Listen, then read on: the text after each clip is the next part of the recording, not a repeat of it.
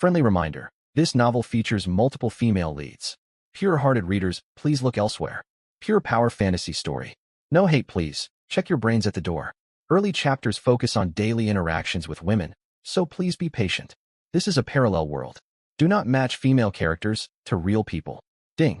Hello everyone. A voice boomed inside his mind. Having wallowed in drunken heartbreak for 3 days after his breakup, Jiang Yu jolted upright in bed. The doomsday survival game has begun. Zombies and mutated beasts will soon appear, and global order will collapse within 24 hours. The first 5 days serve as the newbie protection period.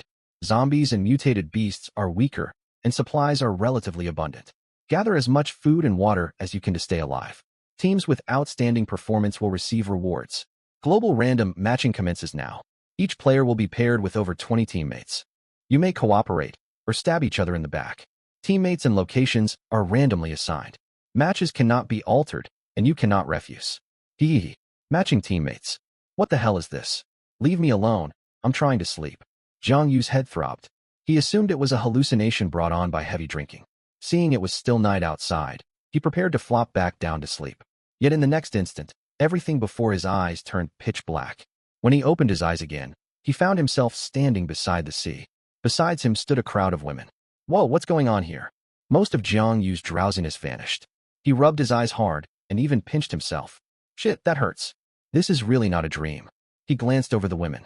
They wore all sorts of outfits. Nightgowns, camisoles, lace robes, evening gowns, down jackets, swimsuits. Once his eyes adjusted to the darkness and he made out their faces, Jiang Yu's pupils abruptly shrank. He recognized many of these women, either personally or from various media. The first one he spotted was Zhou Jiai, the fiancée of his best friend Zhao Wei. She wore a champagne-colored camisole nightgown, its thin straps resting on her rounded shoulders.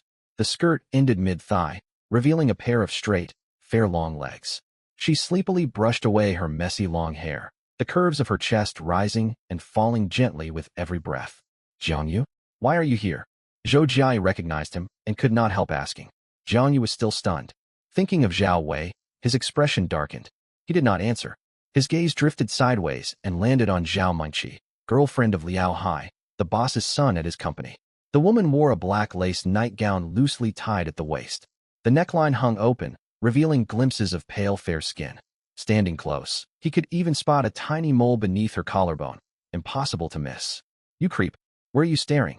Zhao Mengqi frowned and tugged her neckline closed. Her gaze toward Jiang Yu was filled with disdain and revulsion. Jiang Yu was already in a foul mood and had no intention of tolerating her attitude. He said coldly, "Watch your mouth, woman. Don't push me." You. Zhao Mengqi was about to retort, but she met Jiang Yu's icy stare and let out a cold huff. Ignoring her, Jiang Yu turned toward Yi Qingxue, the beautiful CEO at his ex-girlfriend's company. She wore a burgundy silk camisole dress. The sea breeze pressed the fabric against her figure, outlining her exquisite curves. She possessed a cold, glamorous beauty with delicate features. Even looking slightly disheveled at the moment, her feminine charm felt even stronger. Jiang Yu had caught a fleeting glimpse of her once when picking up his ex-girlfriend, and the sight had stuck with him ever since. Yi Qingxue glanced at Jiang Yu and frowned faintly, saying nothing. Over on the other side was Chen Cixi, the attractive secretary from the same office building. She was well known in the building, pursued by countless men. Clad in a pale yellow short dress, her slender waist and long legs stood out under the moonlight. Right now, however, her eyes darted all around, clearly at a loss. Also present was Su Lishuan, the campus beauty from Jiang Yu's university. She wore floral pajamas. Her natural, makeup-free face was stunning, paired with big watery eyes that still held traces of the innocence she had back then. These were the women Jiang Yu knew in real life. Beyond them stood Wang Churen, a famous domestic actress, draped in a shimmering silver sequined evening gown with near-perfect body proportions. There were also 2 foreign supermodels, one in a bikini, the other in a sports crop top. Their tanned, toned figures were breathtaking. There were other women whose names he could not recall immediately, yet he was certain he had seen them somewhere. They hailed from different nations: Japan, India, Thailand, Britain, Germany. More than 20 women, each beautiful and uniquely charming. The sea wind swept past, lifting hems of dresses to reveal fleeting glimpses. Why am I the only man here? I'm panicking. Jiang Yu was completely dumbfounded. He took a deep breath, only one thought lingering in his mind. System, are you messing with me? The system ignored him, its voice echoing simultaneously inside every person's head. Global channel activated. Players may trade, communicate publicly, or send private messages, and purchase goods in the mall. The public chat erupted the very next second. Player blessed by luck. Damn it. I got matched with 22 hardened convicts on a prison transport bus. One just broke his handcuffs. Guys, farewell. Remember my last words. Damn this system. Go to hell. Player's safe journey. Whoa man, rest in peace. That player never sent another message. The chat fell silent for 2 seconds. Player honesty matters. Oh my god. I'm surrounded by 20 victims I scammed before. They recognized me. Someone's sharpening a knife. Help me, this is urgent. No one replied. Player soul playboy. What even is this game?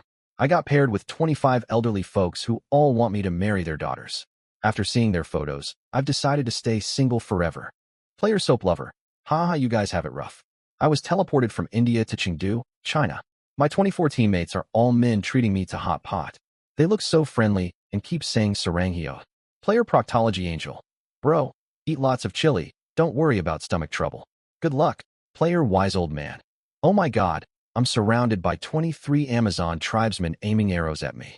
Farewell, I stand for peace. The public chat descended into chaos, filled with wailing messages from players of every nation. Strangely, everyone could understand one another.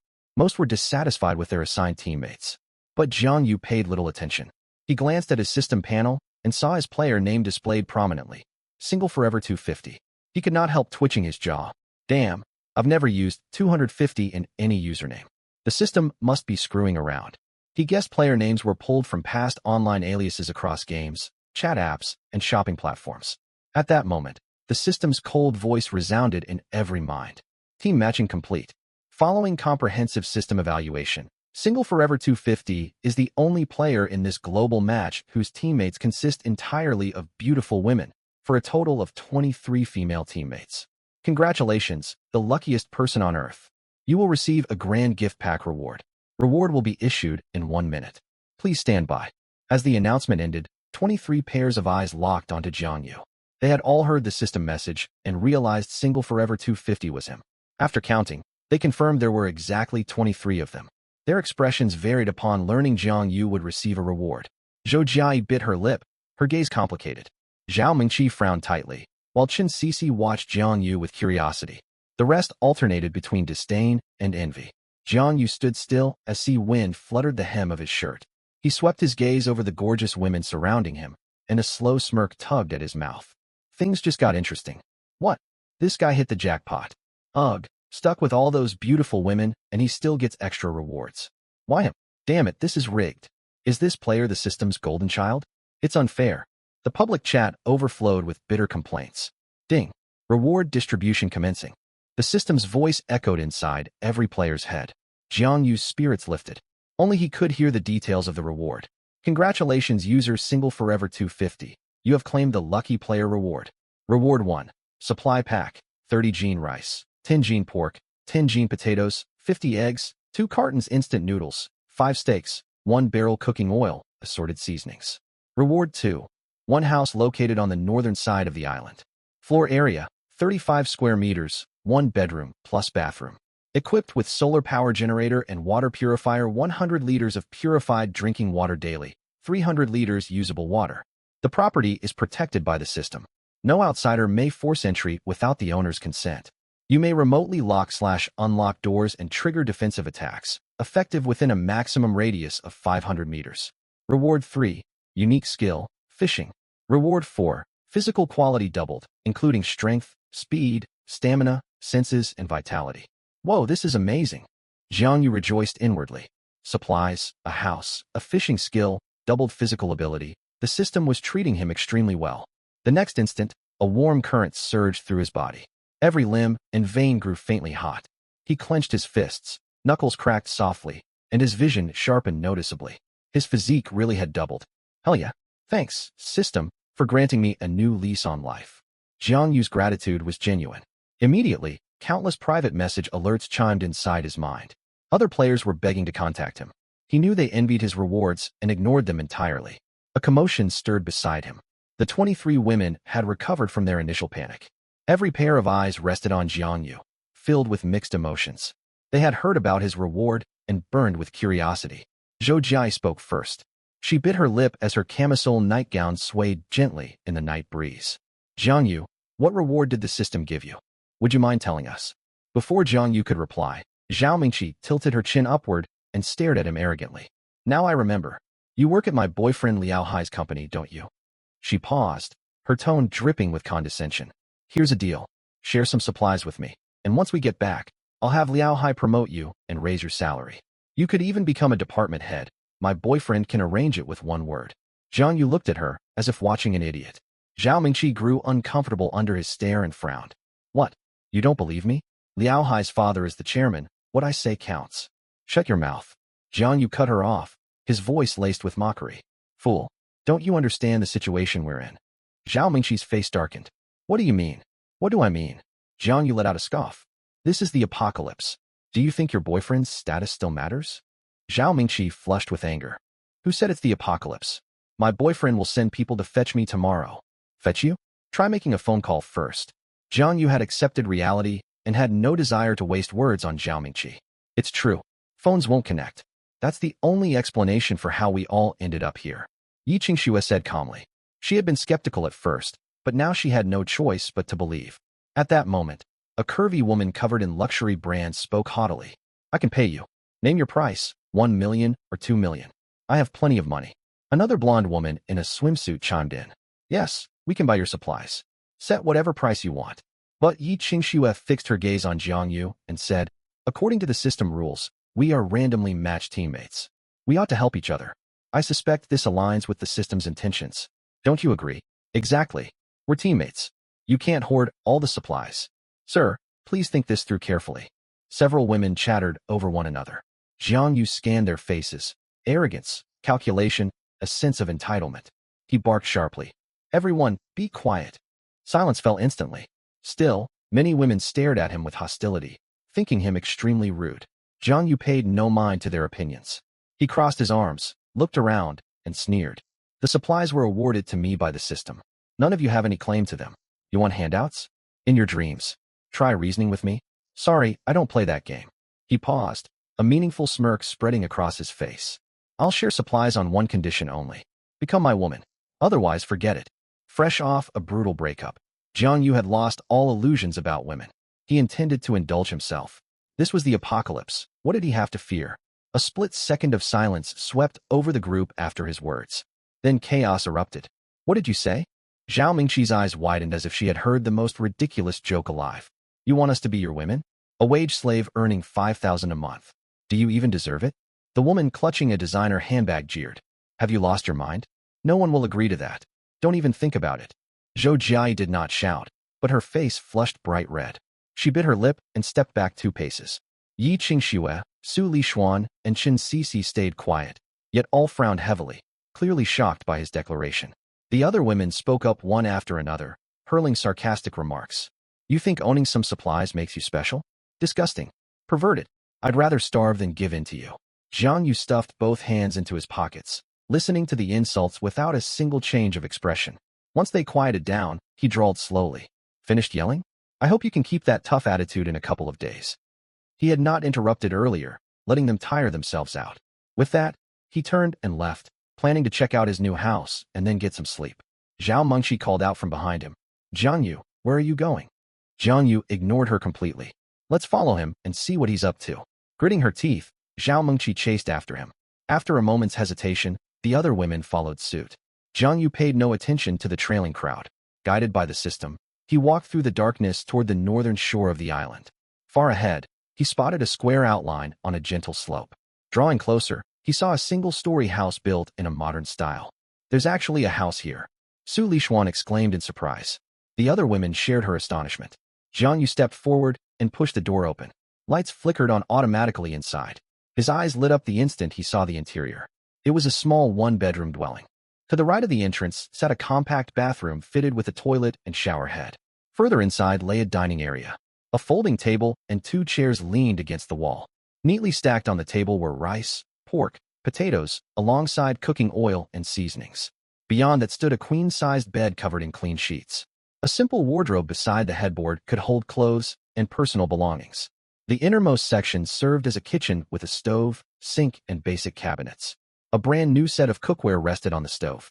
A water purifier stood in the corner beside the sink, and there was even a mini refrigerator. At just over 30 square meters, it was small yet fully equipped. Jiang Yu stood at the doorway, looking over everything with a satisfied nod. Right then, the system notification chimed once more. Ding! Host has entered the residence. House exclusive functions activated. When team members are within house boundaries, the system will display their true loyalty level toward the owner.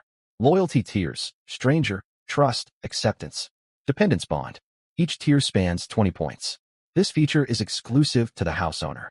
Jiang Yu had not expected another pleasant surprise. A loyalty detector, incredibly useful. Now he could tell who was sincere and who was putting on an act and plan accordingly. He opened his panel and glanced over the list of 23 names. All were currently outside range, so loyalty could not be scanned. He was about to step inside when noisy footsteps echoed behind him. The group of women had caught up. They stood outside the house, illuminated by lights spilling through the doorway, gazing at the residents with undisguised envy and longing. The August sea wind blew through the air. Though not freezing, most women wore only thin nightgowns, camisoles, or swimsuits. A chill nipped at their skin, and several wrapped their arms around themselves. Su Lishuan bit her lip and took a step forward. Jiang Yu, it's far too late. We can't find anywhere to stay. Can you let us come inside for a while? As soon as she spoke, the other women quickly chimed in. Right? We're barely wearing anything. We'll catch a cold out here at night. And besides, there are swarms of mosquitoes. You're a man. You can't just leave us women stranded outside. Zhao Mengqi tilted her chin upward and spoke in a self-righteous tone. Jiang Yu, don't forget. The system gave you rewards because of us women. If you hadn't been matched with us, you wouldn't have this house or all the supplies inside. You can't keep everything to yourself. At her words, several other women nodded vigorously. She's exactly right. You wouldn't be this lucky without us. Exactly. Those rewards ought to be shared among everyone. Jiang Yu listened to their remarks, his gaze fixed on Zhao Mengqi. A meaningful smile slowly spread across his face. You're all correct. I truly wouldn't have gotten these rewards without you. He stepped sideways and gestured with one hand. Come on in and try then. I don't mind. Zhao Mengqi's eyes lit up, and the woman draped in luxury designer clothing also broke into a delighted grin. At least you know what's good for you. Zhao Mengqi let out a cold huff and strode toward the doorway. The woman in designer wear followed closely behind. Jiang Yu had already recognized her, Audrey Voss, a supermodel from the nation of Dom. Seeing this, the rest of the women grew restless, ready to file inside as well. Yi Qingxue, however, frowned. The faint, knowing smirk on Jiang Yu's face filled her with a vague sense of unease. This man definitely harbored malicious intentions. She reached out and tugged Su Lishuan beside her, then shot Chen Sisi and Zhou Jia a subtle look, whispering, wait a moment. Though confused, the three women halted their steps. The instant Zhao Mengqi and the supermodel crossed the threshold, crack, crack. Two streaks of blue electric arcs struck them simultaneously. Ah! Both shrieked and recoiled. Their bodies tingled all over, every strand of hair standing straight on end. Zhao Mengqi's face turned deathly pale. Audrey Voss sank onto the ground in fright, her eyes wide with terror. The other women froze completely. Jiang Yu sauntered over to the doorway and leaned against the doorframe, watching the two disheveled women with a gloating smile. I forgot to mention, I'm the owner of this place. No one is allowed to enter without my permission. He paused and swept his gaze over every woman present. These two are your example. And next time anyone tries to force their way in, the punishment won't be this mild. Zhao Mengqi's face flushed bright red. She pointed an accusing finger at Jiang Yu and shouted angrily. Jiang Yu, you did this on purpose. Why didn't you warn us sooner? You just stood by and watched us get electrocuted. You're vicious. If I ever get back to the original world, I'll make you pay. Jiang Yu's gaze turned icy. This woman simply would not stop running her mouth. He stepped forward and raised his hand, delivering a sharp slap. Smack. The sound rang out crisp and clear.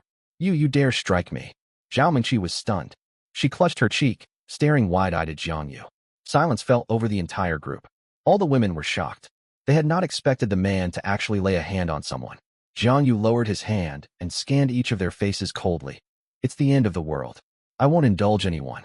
If anyone keeps running their mouths, I won't hesitate to hit a woman. Agree to my terms, and you may enter. Refuse, and get out of my sight. The women exchanged uneasy glances. Anger, fear, and resentment flickered across their features, yet none dared speak up again. Jiang Yu shot them one last look. then turned and walked inside. Bang! The door slammed shut.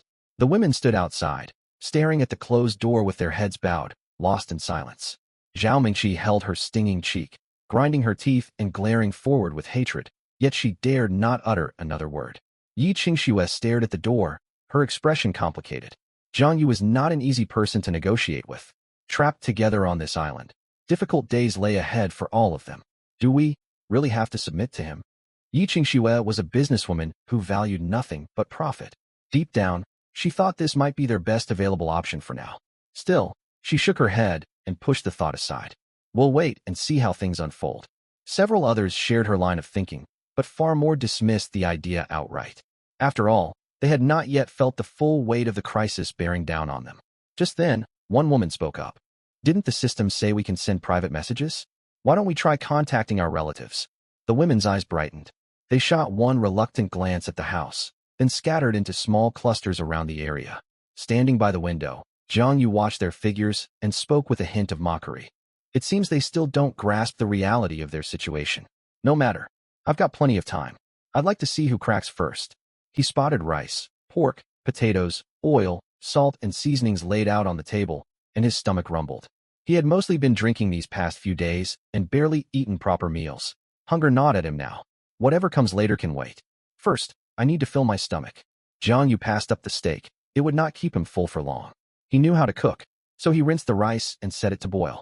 Then he cut a slab of pork into thin strips, peeled 2 potatoes, and sliced them up. He quickly lit the stove and began stir-frying. The rich aroma drifted out of the house in an instant. The women outside caught the scent at once. That's stir-frying. He's actually cooking inside. The women were already in low spirits. They had just attempted to contact their relatives and friends, yet most could not be reached at all. Everyone had been pulled into this game. Their loved ones might be occupied or locked in battle against zombies and mutated beasts. A small handful, however, had managed to make contact. Audrey Voss, the woman who had been electrocuted earlier, was crying into her private channel, recounting Jiang Yu's cruelty. Her voice shrilled sharply. Darling, you have no idea how unreasonable this Huaxia man is. He owns a house and plenty of food, yet he drove us outside and even hit people. An irritable voice came from the other end of the line. Fuck off. Stop pestering me. I'm swamped here. A scream erupted right after. Get away from me, you filthy creatures. Then guttural snarls echoed, followed by continuous cries of agony. Audrey froze, utterly terrified. Private messages took place within consciousness, but the system offered a function to broadcast audio out loud, much like a regular phone call. Only Audrey could hear the voice on the other side. But the sight of her draining pale face prompted the others to ask, what happened? Audrey mumbled to herself, my boyfriend, I think he's dead. This really is the apocalypse, it's not a lie. Wah, I want to go home. Zhou Jai also got through to her fiancé Zhao Wei. Zhao Wei's voice rushed with urgency. Jai, are you all right? I was teleported into a desert with absolutely nothing. Wait for me. Once I escape the desert, I will come find you no matter what. Zhou Jai hurried to reply. Stay safe. I'm on an island, and I've met. She was about to say, I've met Jiang Yu, but the communication cut off mid-sentence. Su Lishuan also received a call from one of her suitors. Before he could finish speaking, a scream burst from his side. Then a rough male voice cackled lecherously. Beauty, I've seen your photo. You're stunning. That man's useless. I'll take care of him for you. Once I track you down, Big Brother will protect you properly. Terrified, Su Lishuan immediately terminated the private chat, her face ashen. The other women tried contacting people again, yet either received no answer or heard screams, weeping, and desperate pleas on the line. At that moment, the public channel was flooded with cries for help. Help! My team is on Shichuan Road, surrounded by countless zombies. A mutated beast is coming.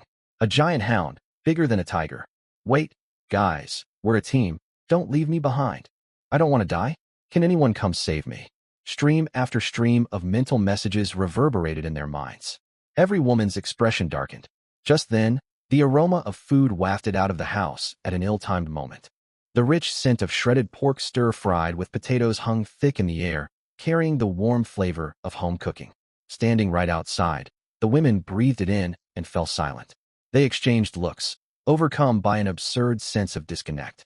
While people on the public channel screamed, fled, and fought for their lives, Jiang Yu was calmly cooking a meal. What should we do now? Someone whispered. No one answered. Worry and fear clouded every face. After a while, Yi Qingxue spoke. We should stick together. Don't split up. She glanced at the surrounding women, her beautiful eyes thoughtful. You've all seen how dangerous it is out there. We haven't spotted any zombies yet, but this island could hold other threats. Let's remain here for now. We'll survey the island once dawn breaks. What she left unspoken was this. Jiang Yu had gained the system's favor. Staying near his house would likely offer greater safety. The women were frightened, yet they had no better plan. They scattered to sit near the small hut. Some leaned against rocks, others squatted on open ground. They hailed from different nations. Those who had been teleported here at night had already eaten dinner and could hold on a little longer. But the women who arrived on the island during the daytime had gone without food for most of the day. As the cooking scent drifted out, their stomachs rumbled uncontrollably. Zhao Mengqi sat on a stone, clutching her still throbbing cheek and staring toward the hut, hatred burning in her eyes. Jiang Yu, just you wait. If I ever get back, I'll make Liao Hai fire you. No, more than that. I'll make sure you live in misery for the rest of your life. She gritted her teeth, seething inwardly. Inside the house, Jiang Yu sat at the folding table, shoveling rice into his mouth hungrily. As he ate, he browsed the public channel. Reading all the screams, distress calls and wails, he could only feel one emotion: sheer luck. He had a house, supplies, doubled physical fitness, and a fishing skill. While others ran for their lives, he enjoyed a leisurely meal. Mid-meal, he noticed the private message notification flickering nonstop. When he opened it, the number of incoming messages was staggering. Some begged for protection, some wanted to trade supplies. The system was sophisticated. It sorted messages and allowed users to search for acquaintances directly. Jiang Yu typed in several keywords, and a username popped up. Player, the world's luckiest man. If his guess was correct, this was none other than his so-called good brother, Zhao Wei, Zhou Jiai's fiancé. A cold smirk tugged at the corner of Jiang Yu's mouth as he stared at the name. This good brother had screwed him over terribly. When he'd fallen out with his ex-girlfriend, Zhao Wei had fanned the flames. Later, when he faced workplace sabotage, Zhao Wei had been pulling the strings behind the scenes. After the breakup, he'd gotten dead drunk for 3 days. He had planned to sort things out and confront him, yet now the man had come straight to him. Jiang Yu immediately initiated contact. Zhao Wei's rushed, excited voice came through. Hello? Jiang Yu, is that you? It's me. Faced with this backstabbing friend, Jiang Yu sounded perfectly calm. Damn, it really is you. I knew Single Forever 250 had to be your account. Excitement leaked into Zhao Wei's tone, mixed with undisguised envy. Brother, you're unbelievable. You were matched with the world's exclusive all-female team and earned rewards. You must be loaded with supplies right now. Listen, I'm in a terrible spot. I'm stuck in a desert with nothing to eat or drink. It's hell. Jiang Yu listened and smiled faintly. How could you end up somewhere so miserable? Hell if I know. Zhao Wei replied quickly. We're best brothers, right? You can't let me die out here. Send me some food. Not too much, just enough for 10 days. I promise, once I find a way to reach you, I'll pay you back double. Jiang Yu did not rush to answer. He scooped another mouthful of rice and chewed slowly. On the other end, Zhao Wei grew anxious. Brother, say something. Jiang Yu set down his chopsticks, narrowed his eyes and said, Let's put that aside for now. Where's Jai? Is she with you? At Jiang Yu's question, Zhao Wei clearly hesitated, confused why he would bring up his fiancée at this moment. Still, he answered honestly, Jai. I contacted her just now. She's safe for the time being. I'm determined to find her. Jiang Yu's lips curved upward, and he asked again, What about those other women you've been seeing? Don't tell me you've forgotten them now that you have Zhou Jai. Zhao Wei needed Jiang Yu's help, and although he grew annoyed by these irrelevant questions, he forced a chuckle. Of course I haven't forgotten. I tried reaching out. I only got through to Lulu and Ran Ran. I haven't heard from the rest. Jiang Yu laughed and scolded him lightly. You really have amazing luck with women. You juggled so many lovers and still managed to land a rich beauty like Zhou Jai. I envied you once. Unlike me, I ended up getting dumped. Zhao Wei felt secretly pleased, yet replied, Don't talk about me. Aren't you luckier now? Surrounded by so many beautiful women. Be honest, do you have your eye on any of them? They're all goddesses. What are they really like? They're absolutely gorgeous. Jiang Yu took another bite of rice, his smile never fading. You know Chen Sisi and Su Li Xuan, right? And Wang Charan, Megan, Deng Yuzhen. All famous faces. You've probably heard of some of them. On the other side of the line, Zhao Wei's breathing noticeably quickened. And he was not alone. Zhao Wei struggled to contain his jealousy and gritted her teeth. You hit the jackpot. If you can win over all those women, your luck with women will be off the charts. Compared to them, Zhou Jai is nothing. If I were you, I wouldn't cling to one tree when there's an entire forest waiting. Go for it, brother. His tone was lecherous, thick with envy. Jiang Yu's smile widened further. Zhao Wei quickly steered the conversation back to business. Brother, do you have plenty of supplies? Lend me some. I've got nothing to eat out in the desert. I won't survive otherwise. Supplies? Jiang Yu let out a bitter laugh. I'm on an island. I haven't found many supplies. I barely have enough for myself. How could I send you any? Zhao Wei's voice rose with frustration. Come on. Didn't the system reward you? If it wasn't supplies, what was it? Silence hung on the line for 2 seconds. Then Zhao Wei's tone turned resentful. Jiang Yu, you wouldn't lie to me, would you? We're brothers. Cut the crap. Why would I lie to you? Jiang Yu chuckled. I don't have spare supplies, but the system gave me a house and a fishing skill. I'm on an island. I can catch fish to survive. A fresh wave of envy washed over Zhao Wei, and his attitude turned warm again instantly. You really are blessed with luck. You've got a roof over your head and can fish. You'll never starve. Hee hee. Brother, it's the end of the world. With all those beauties around you, don't hold back if you can support them. Take every single one. Don't let the opportunity go to waste. Jiang Yu's lips curled upward. Naturally, I won't give my heart to any woman anymore. If they want to stay alive, they have to obey me. He paused and narrowed his eyes.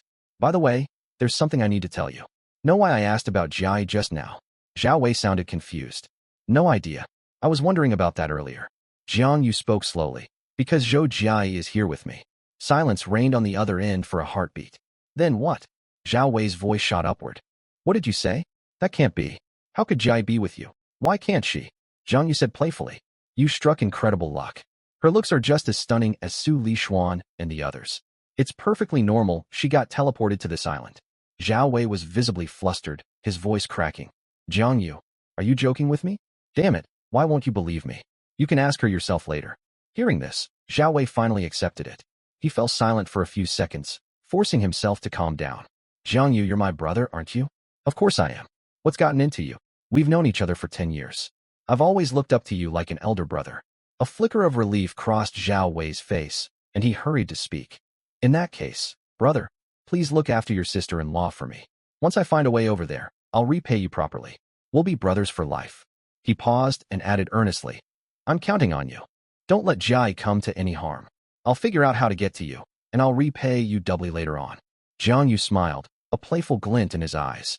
We're brothers, no need for such formalities.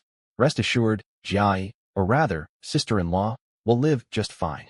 Zhao Wei sensed there was an underlying meaning to his words, yet he pressed on with his earnest instructions. He knew he had done many things to wrong Jiang Yu. If Jiang Yu ever learned the truth, that his fiancée Zhou Jia was staying with him, he dared not imagine the consequences. For now, though, it seemed Jiang Yu knew nothing. That gave him a small measure of comfort. Still, unease lingered. Just then, someone beside him grew anxious and began murmuring something. Zhao Wei suddenly remembered he had an important matter to discuss with Jiang Yu. Brother, about the supplies, you know how to fish, right? If you catch anything later, share some with me. I truly have nothing to eat here. Don't worry. I'm curious about this skill the system rewarded me with too. I want to see if I can actually catch fish. Once I've scouted out the island, I'll give it a go. Jiang Yu's tone turned meaningful all at once.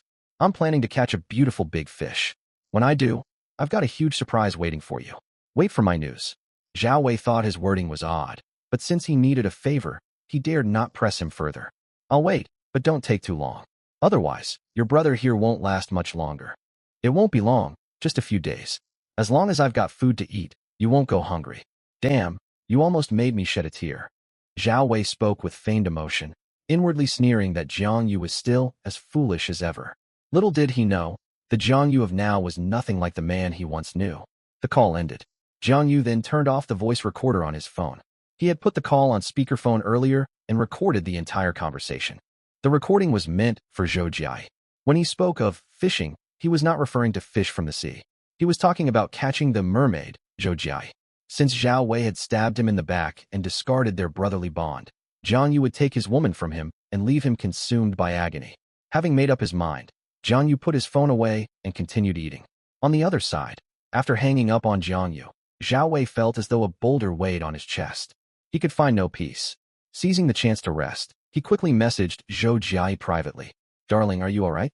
I heard from Jiang Yu that you two are together. Zhou Jia replied honestly. Yes, we were teleported to the same island. Zhao Wei's heart sank, so it was true. Still, he kept his tone gentle. I just spoke to Jiang Yu and asked him to take good care of you. We've been friends for 10 years. He's my closest brother.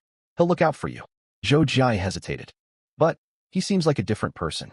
He set a condition for us. He said we have to become his women before he gives us food and water. Zhao Wei's face darkened instantly, yet he suppressed his anger and kept his voice steady. He has to say things like that in front of so many people. Otherwise, how can he establish authority? Think about it. A single man with more than 20 women around him. How could he keep order without being firm? He paused and added, besides, you're his sister-in-law. He wouldn't dare act recklessly. Zhou Jia fell silent for a moment before murmuring a quiet, okay. Zhao Wei shifted his tone again, his voice low and tender. Jia, I miss you. I barely slept a wink last night worrying about you. You're the most important person in my life. Once I find a way to reach you, we'll never be apart again. Warmth softened Zhou Jia's voice. You stay safe too. I will. I have to stay alive for you. Zhao Wei spoke with convincing sincerity. By the way, Jiang Yu just went through a breakup and is in a bad mood. With the end of the world upon us, I'm afraid he might do something extreme. Even though he's my good brother, you should stay cautious. Contact me immediately if anything happens. Zhou Jia hesitated. I understand. Be good. I'll come for you soon. Zhao Wei issued one last string of reminders before ending the private chat when someone nearby called for him. He sat down on a sand dune and took a deep breath. Around 20 men, women, elders and children beside him rose to resume their journey. He had temporarily pacified Jiang Yu and calmed Zhou Jia down.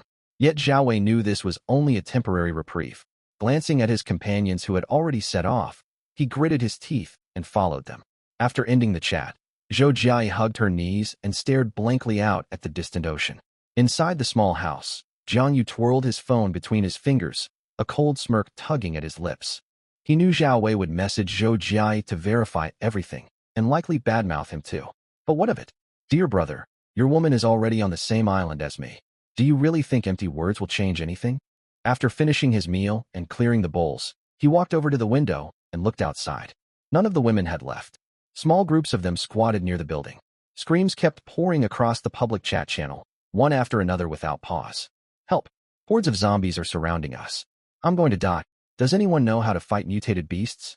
It's ferocious. We can't beat it. I don't want to die. Somebody save me. Hearing these messages, fear washed over the women's faces. They were far too frightened to sleep, watching their surroundings warily. Terrified monsters would leap out from the darkness. Though Jiang Yu lay on the bed, he did not let his guard down. He suspected there was far more to the system matching 23 women to him. They could endure hunger and cold, but they could not die. The feeling was strong, aligning with what Yi Qingxue had thought earlier. So even with the door shut, he remained alert. He fetched a boning knife from the kitchen and set it beside his pillow. Only then did he close his eyes. Strangely enough, the night passed without incident. No zombies, no mutated beasts, a stark contrast to the carnage described on the public channel. In the late hours of the night, exhaustion overtook Jiang Yu and he drifted into a deep sleep. He had a dream. In the dream, he had turned into an ox plowing an endless field. He strained to pull the plow, sweat dripping into the soil, while bursts of feminine laughter echoed behind him. When he turned to look, there was no one there. Jiang Yu jolted awake. Dawn had broken outside. He sat up and cursed under his breath. Damn, what a terrible dream. Even in the apocalypse, I'm stuck being a workhorse. Unbelievable. He rubbed his face, and his stomach suddenly rumbled.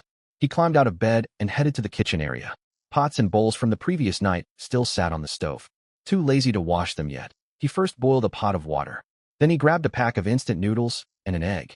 Noodles boiled with an egg would tide him over for the meal. Outside the house, the women had endured a nerve-wracking night, most barely getting any rest.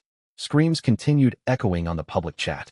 They had only recently learned they could mute channel audio, yet feared missing vital news if they did, so they kept listening. Endless cries for help, shrieks and sobs haunted them like nightmares, making sleep impossible. Now morning arrived, and sunlight shimmered across the ocean surface. But none of them had the heart to admire the view. After a sleepless night, they were exhausted, starving, and parched. Just then, the aroma of cooked instant noodles drifted toward them. They inhaled deeply, and their throats bobbed involuntarily. Zhao Mingqi could not hold back her anger. Bastard! How much food did the system give him? She had skipped dinner the night before to watch her figure. Her stomach growled fiercely now. She stared at the closed door, filled with jealousy and longing. Leaning against the cabin wall, Yi Qingxue glanced backward, lost in thought.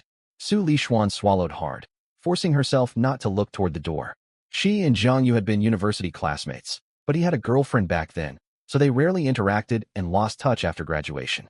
She could not bring herself to beg him for food, let alone become his woman. Qin Sisi moistened her lips, her expression tangled with conflicting feelings. Zhou Jia hugged her knees. At the scent of noodles, her stomach betrayed her with a loud rumble. Will he give me something to eat? Zhao Wei's words from the previous night crossed her mind, sparking the thought. The other women also craved food, but many shook their heads when they remembered Jiang Yu's condition. They were proud women. How could they submit to a man like Jiang Yu? Even in the apocalypse, they could not bring themselves to accept such terms. Audrey had cried bitterly the night before after learning of her boyfriend's death. Her eyes remained swollen. Once the tears dried, however, she had to face reality. Her boyfriend was gone, leaving her stranded alone on this unfamiliar island, hungry, thirsty, with nothing to her name. She looked toward the small house and recalled Jiang Yu's words from the night before. You can have supplies, but you have to become my woman.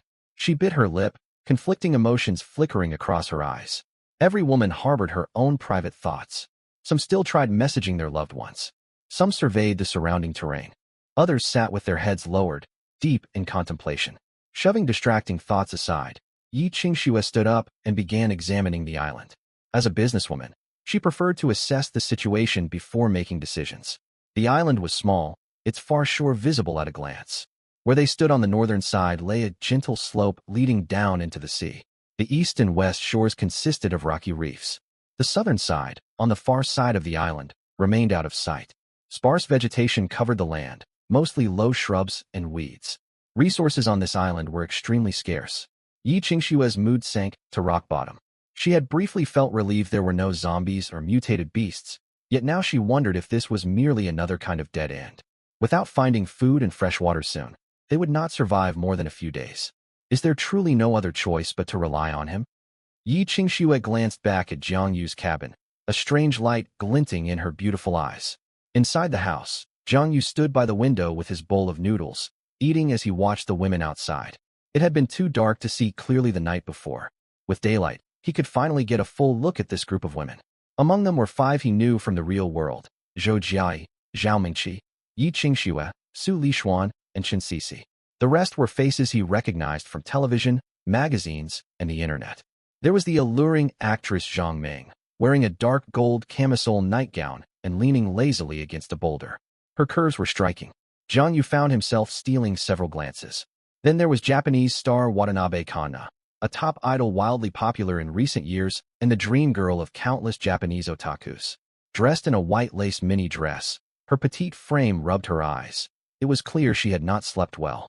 Another famous Japanese singer, Kaneda Sakura, wore pink loungewear with her hair tied into a bun. She looked like an approachable neighborhood girl, possessing an innocent yet seductive charm. South Korean idol Hyun Jong had long black hair, a black fitted tank top and shorts, her long legs drawing the eye. Actress Lee Ji-eun wore an evening gown. She was famous for her bright, vivid large eyes, though weariness had dimmed their sparkle that morning. Renowned model Miranda wore a bikini covered by a sheer wrap.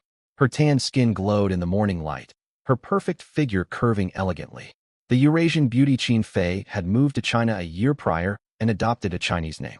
With dark hair, a simple t-shirt, and denim shorts, her natural beauty still shone through her casual attire. Global heiress Hilton wore a pink silk dressing gown, looking disheveled after a sleepless night.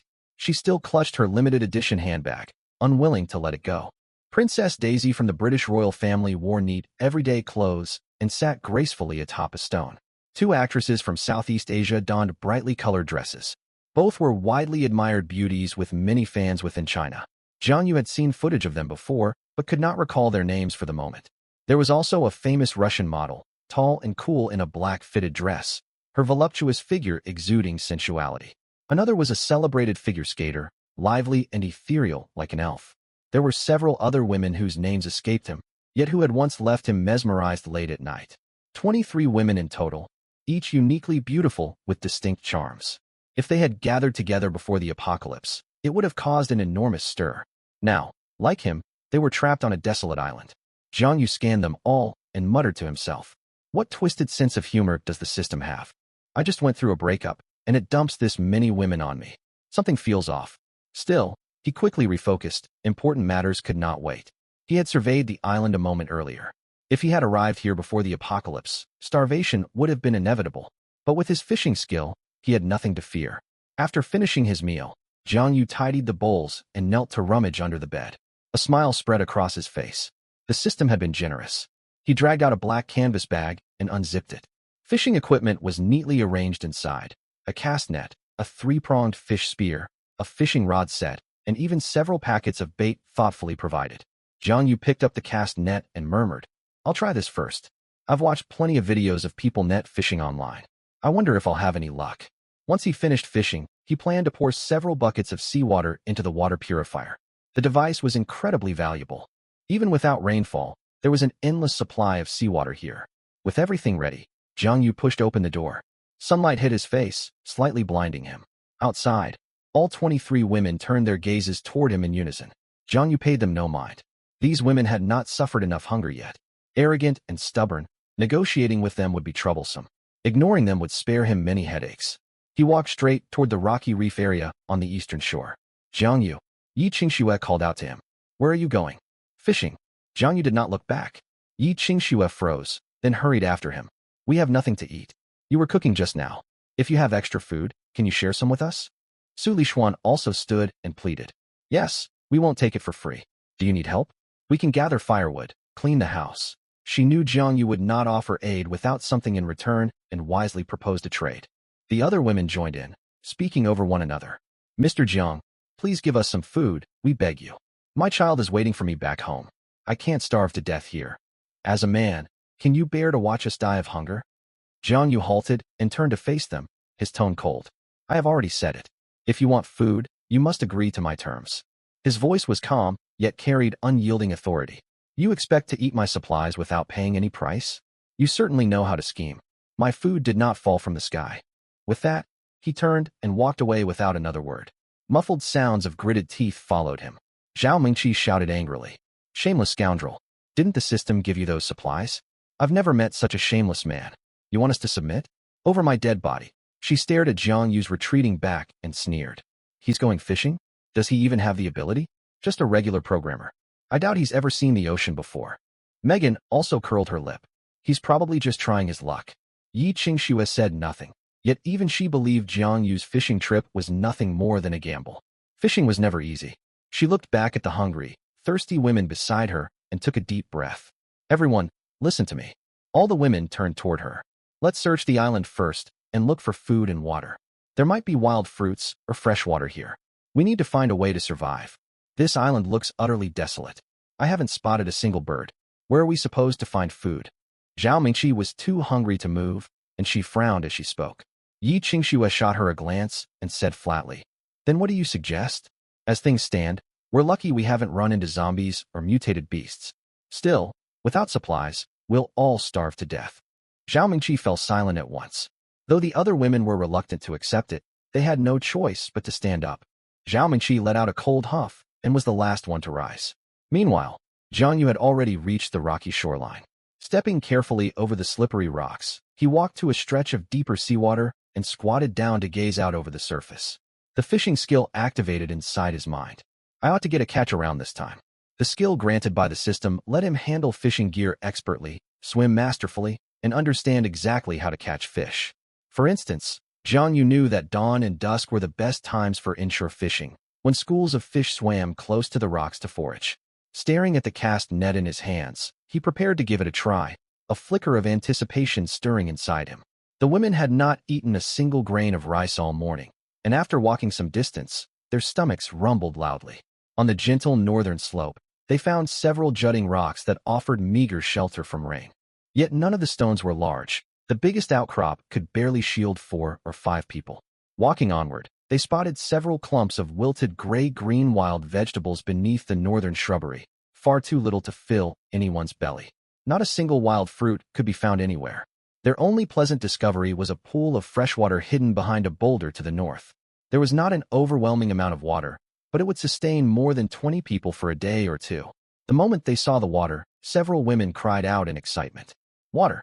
There's fresh water here." At the sight of it, one woman rushed forward and knelt, ready to splash it over her face. Wait. Yi Qingxue hurried over and blocked her path. This is the only source of fresh water we've found so far. Save it for drinking, we can't waste it. Su Lishuan walked up and nodded. I agree. Water is critical right now. We can look elsewhere if we need water to wash our faces. Watanabe Hana, the Japanese celebrity, hesitated briefly before stepping forward. I agree as well. We can make do with seawater for washing. Seeing them speak up, Zhou Jiai, Chen Sisi, Xianjing, and Qin Fei immediately moved to stand beside the three women to show their support. But the other women refused to listen. Seawater is filthy. How can we wash with that? Zhang Meng frowned. She maintained a strict skincare routine and cared deeply about her appearance. Her face felt grimy, and she could not bear it another second. Daisy echoed her. I'm sorry, but I must uphold my royal image. I need to wash my face. There's water here, so there must be more elsewhere. What are we worrying about? Move aside. Women such as Megan and Hilton spoke far more bluntly. Several of them pushed past Yi Qingxue and the others, knelt beside the pool, and cupped water to wash their faces. Zhao Mingqi was among them. Her livelihood depended on her looks, and red marks from last night's slap still lingered on her cheeks. Seeing the others washing up, she feared falling behind and crowded in as well. Cool water splashed against her skin, and she sighed in comfort. The other women who had hesitated also swarmed over, washing their faces and hands, completely oblivious to how precious the water was. Yi Qingxue and the others could not hold them back and stood aside, sighing helplessly. By the time the women finished washing, the pool had turned murky, with strands of hair floating on the surface. Catching sight of Yi Qingxue and her group standing nearby, Daisy looked faintly embarrassed and said gracefully, Let's go search again. There must be other fresh water on the island. All the women who had wasted the water shared that same thought. After searching the northern side, they circled around to explore other areas. Vast stretches of rocky reef lay to the east and west, waves crashing against the stones, though the surf was gentle for the moment. To the south, an area they had not seen before, stretched an unbroken beach with crystal-clear shallow water. The island was small. It would take no more than half an hour to circle its entirety. But after combing every corner, all the women's faces darkened. Apart from that single pool, they had found no other fresh water. The women who had washed their faces looked uneasy, avoiding everyone's gaze. How can this be? Is that all the water there is? Then, what will we drink from now on? But it felt terrible not washing my face. Some women still refused to back down. Just then, the global player chat channel buzzed with activity. Player with great mental fortitude. Guys, I'm furious. Last night our team pried open a water tower on a rooftop, and this morning some woman wasted all the water jumping down to wash her face. Zombies surrounded the building, so we were forced to drink her wash water. I lost my temper and tossed her off the roof. Player honest kid. Same thing for us. Our group found a crate of hardtack, and someone insisted on eating all of it in one go, saying it's the apocalypse. Who cares? Well, they're dead now. Player leading peak rank matches. Mark my words.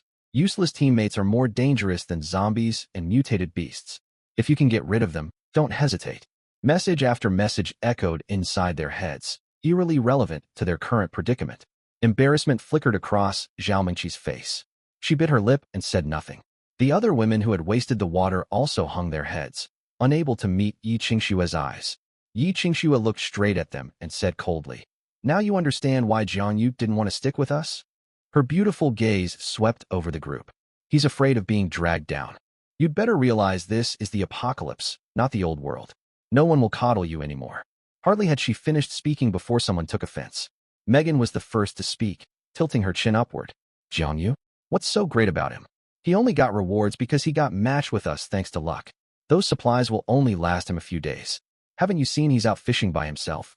Zhao Mingqi let out a sneer. He lived in Furong City his whole life. I've never once heard he knows how to fish. I'd bet he won't catch a single thing. Exactly. Judging by him, he probably doesn't even know how to use a cast net. Wait till he comes back empty-handed. Let's see how he acts high and mighty then. Several women chattered, their voices full of disdain. Yi Qingxue could not bear to listen any longer. Hope you all learn to look out for yourselves. With that, she turned and left. The women who had stood with her followed immediately.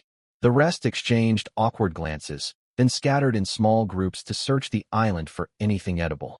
The clams and crabs on the shore suffered as a result, dragged out from their hiding places one after another. One woman plucked a handful of wild vegetable leaves and stuffed them in her mouth, only to spit them out instantly at their bitter, astringent taste. Accustomed to fine cuisine, They could not stomach such rough fare. Over on the eastern rocky shoreline, Jiang Yu squatted atop a large boulder, watching the sea surface. It was time to put his real skills to work. From experience, he knew fish lingered around this stretch of rocks. Finding a stable stance, Jiang Yu gripped the cast net with both hands, ready to cast. At that moment, a group of women wandered over while scavenging for food. Curious, they drew near when they saw him busy at work. Zhao Mingqi asked, "Has he caught anything?" Megan, who was already on the rocks, curled her lip. "He's cast the net twice, and not a single fish has come up." Triumphant expressions spread across the women's faces. "I knew it. There's no way he can catch fish. Just putting on a show. When he trudges back empty-handed, we'll see how he boasts." Jiang Yu paid no heed to their conversation. With a sharp heave of one arm, he flung the cast net. It spread wide through the air and landed smoothly on the water. His movement was fluid and graceful. Even the women who disliked him could not help but widen their eyes. Jiang Yu waited several seconds before starting to haul the rope in. The cord grew taut. This time, he felt a heavy pull. "Got something." Jiang Yu gritted his teeth and pulled the net toward him handful by handful. Before the net cleared the water, a silvery large fish surfaced halfway, thrashing violently inside it, its tail slapping the sea and sending sprays of water everywhere. The fish was as long as an arm, weighing no less than 4 or 5 jin. No way he actually caught fish? The women's eyes all bulged with shock. Gasps rippled through the group as they stared in disbelief. They had never expected Jiang Yu to make a catch, and it looked as though there was more than one fish. Sure enough, as he hauled the net ashore, silver scales glinted everywhere. 3 large fish writhed frantically inside. The biggest one weighed well over 10 jin, plump and rounded with distinct pattern markings across its body. Jiang Yu felt a surge of joy. He had caught nothing earlier because he was getting a feel for the technique. Though the system's skill felt innate in his mind, he had never cast a net before. After practicing twice in a spot with no fish, he had quickly gotten the hang of it. How to hold the net, the angle to exert force, the rhythm of hauling it back. This single cast had landed him 3 big fish. The largest was a grouper with dark brown markings, over 10 jin in weight. Next was a croaker, grayish-brown, and more than 5 jin. The third was a 3 jin Japanese sea perch, lively enough to leap repeatedly toward freedom. On top of that, the net held 7 or 8 palm-sized small fish, 2 large green crabs, and 3 yellow-spotted jellyfish. Once the women saw the full haul, they lost their composure entirely. Those who had mocked Jiang Yu and claimed he could not fish stared with transformed expressions. What mattered most on this isolated island? Food and fresh water, of course. With one cast, Jiang Yu had netted enough food to sustain a person for days. Deep down, all these women admired strength. They had dismissed him before, thinking he was just an ordinary man unworthy of them. But the ability he had displayed now was far more valuable than any social status in this apocalyptic world. Even Zhao Mingqi, who had jeered at him loudest, gazed at the fish with a mixture of envy, jealousy, and something new flickering in her eyes. She stared at the thrashing catch and involuntarily swallowed hard. Jiang Yu noticed their expressions, but only shot them a casual glance and ignored them as he began transferring the fish into his bucket. The bucket, not overly large, was filled to the brim. He had only brought 1 bucket along to test out his skill, and the result had far exceeded his expectations. Joy welled up inside Jiang Yu. A steady supply of fish meant endless food. If he could not finish it all himself, he could trade it for other supplies. Countless players from all over the world were connected through the system. With seafood like this, he could barter for anything useful he needed. With that thought, Jiang Yu lifted the bucket and turned to head home. It was nearly time to cook lunch. As he walked, he pondered to himself, should I make sour fish soup or spicy fish hot pot for noon? He was lost in pleasant thoughts when several women blocked his path. Jiang Yu halted and swept them with a cold stare. Move. There was no room for negotiation in his tone. If you want food, it's still the same deal. No other discussions. Don't bother me.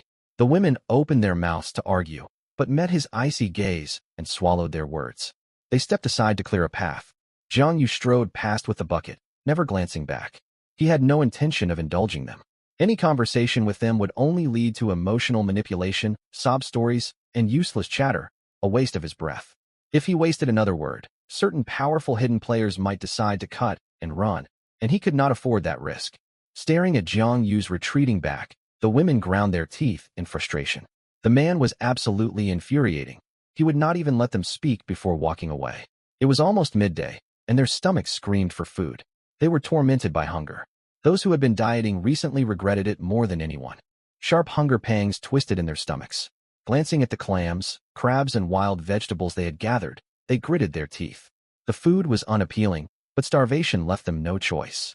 They split into small groups, collected dry firewood, and returned to the relatively flat clearing beside the hut. Fortunately, several women smoked and carried lighters, so starting a fire was not a problem. Yet most of them had never cooked a day in their lives.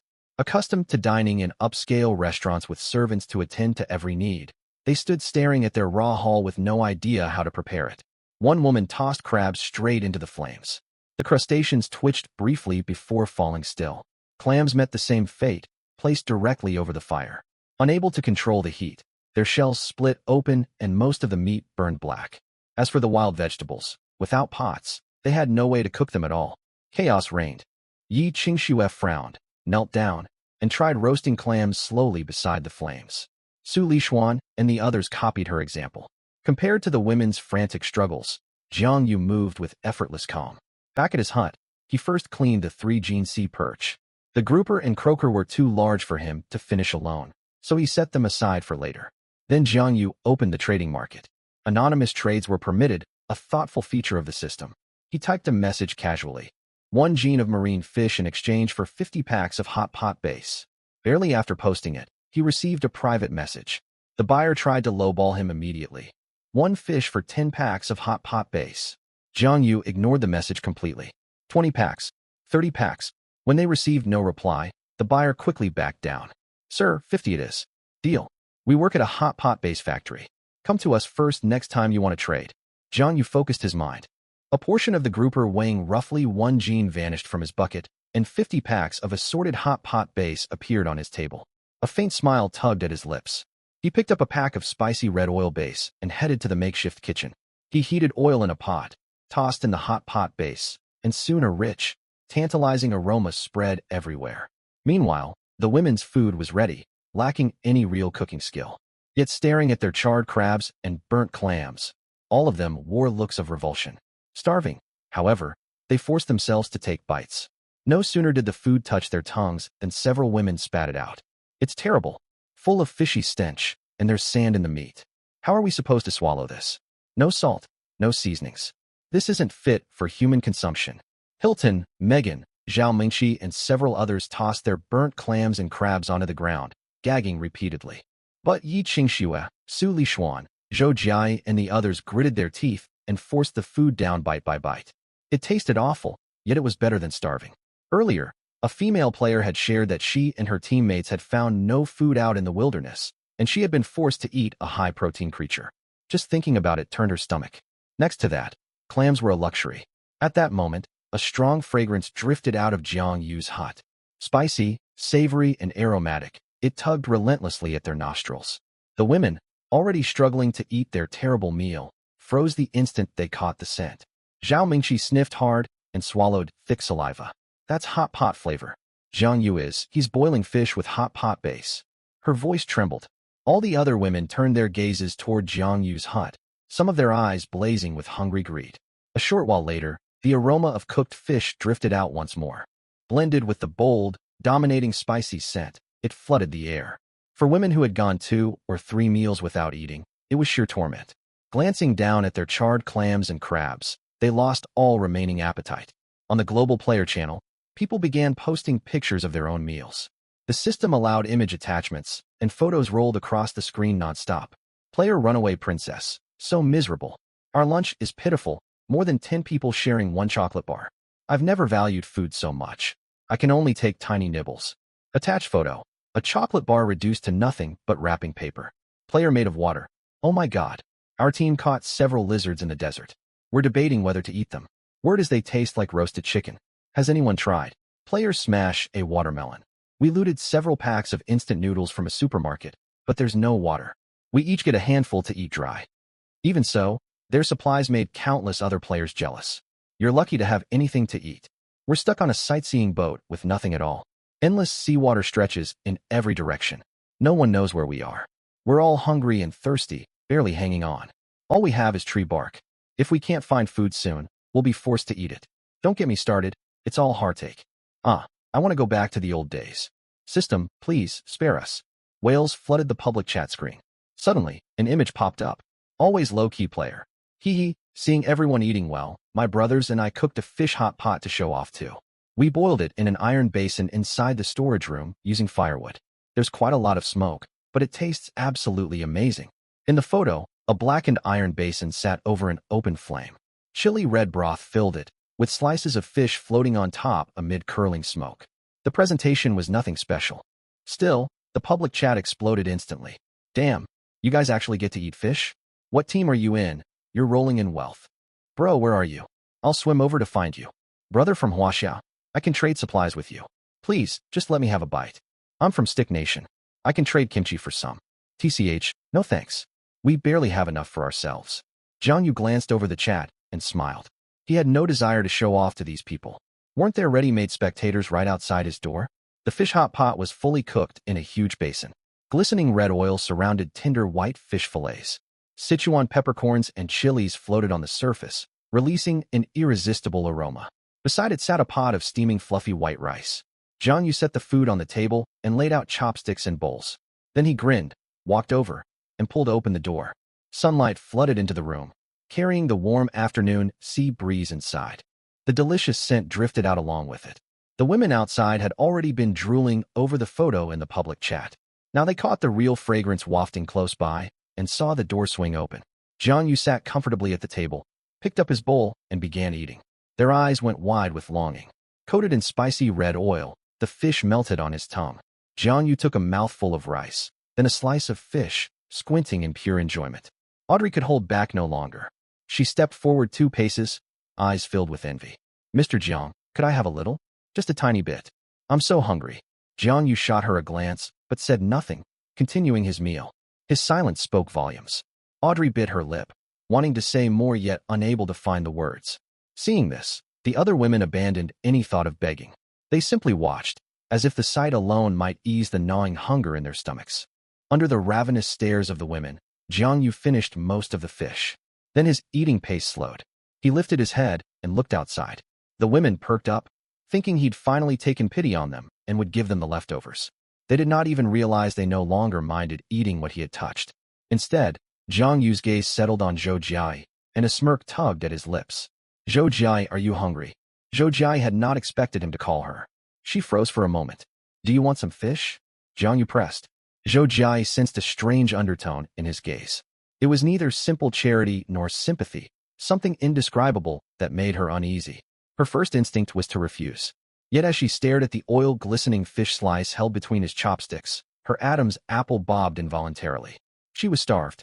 She had been supposed to have a candlelit dinner with Zhao Wei the previous night, but before the meal even began, the system had dragged her onto this island. It had been hours with no food or water. Her empty stomach burned painfully. No, Jiang Yu definitely has ulterior motives. I can't betray Zhao Wei. Zhou Jiai shook her head, trying to banish her craving for food. Jiang Yu was in no rush. He lifted the fish slice slowly toward his mouth. It's all right, he said after chewing, his tone softening. Zhao Wei is my good brother. You can come inside. I promised him I'd look after you, sister-in-law.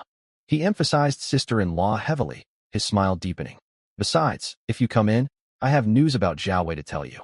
It concerns both of your futures. I'm sure you'll be very interested. Jiang Yu coaxed her patiently, like a hunter waiting for his prey. Zhou Jiai's heart skipped a beat. News about Zhao Wei? She was genuinely curious. But looking at Jiang Yu's knowing smirk, she suspected things would not be that simple. She hesitated. Jiang Yu watched her, then suddenly shook his head. It seems you're not ready to eat. Forget it, then. He looked away and continued eating the fish. Zhou Jiai parted her lips to speak, but Jiang Yu paid her no more attention. She bit her lip, her beautiful eyes flickering with inner turmoil. The women watched Jiang Yu feast helplessly. Our 3-gene fish would normally be far too much for one person. But after his physical quality doubled, his appetite had grown as well. In less than 20 minutes, Jiang Yu polished off the entire basin of fish and 3 bowls of rice. He set down his chopsticks, leaned back in his chair, and let out a satisfied belch. Everyone outside heard it clearly. Staring at the charred shellfish and burnt crabs in their hands, the women could endure the hunger no longer. Some bowed their heads and stuffed burnt shellfish into their mouths. Ignoring the fishy taste and gritty sand, they chewed briefly and swallowed with a grimace.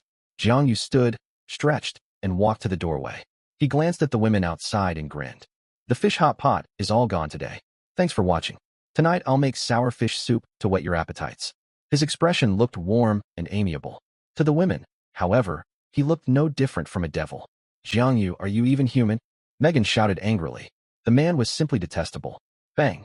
The door slammed shut. Jiang Yu had no wish to waste words on them and planned to take an afternoon nap. A smile curled his lips. It looks like they aren't desperate enough yet. Let's wait and see. I wonder who will be the first to knock on my door. Outside the house, the women glared at the closed door, grinding their teeth in frustration.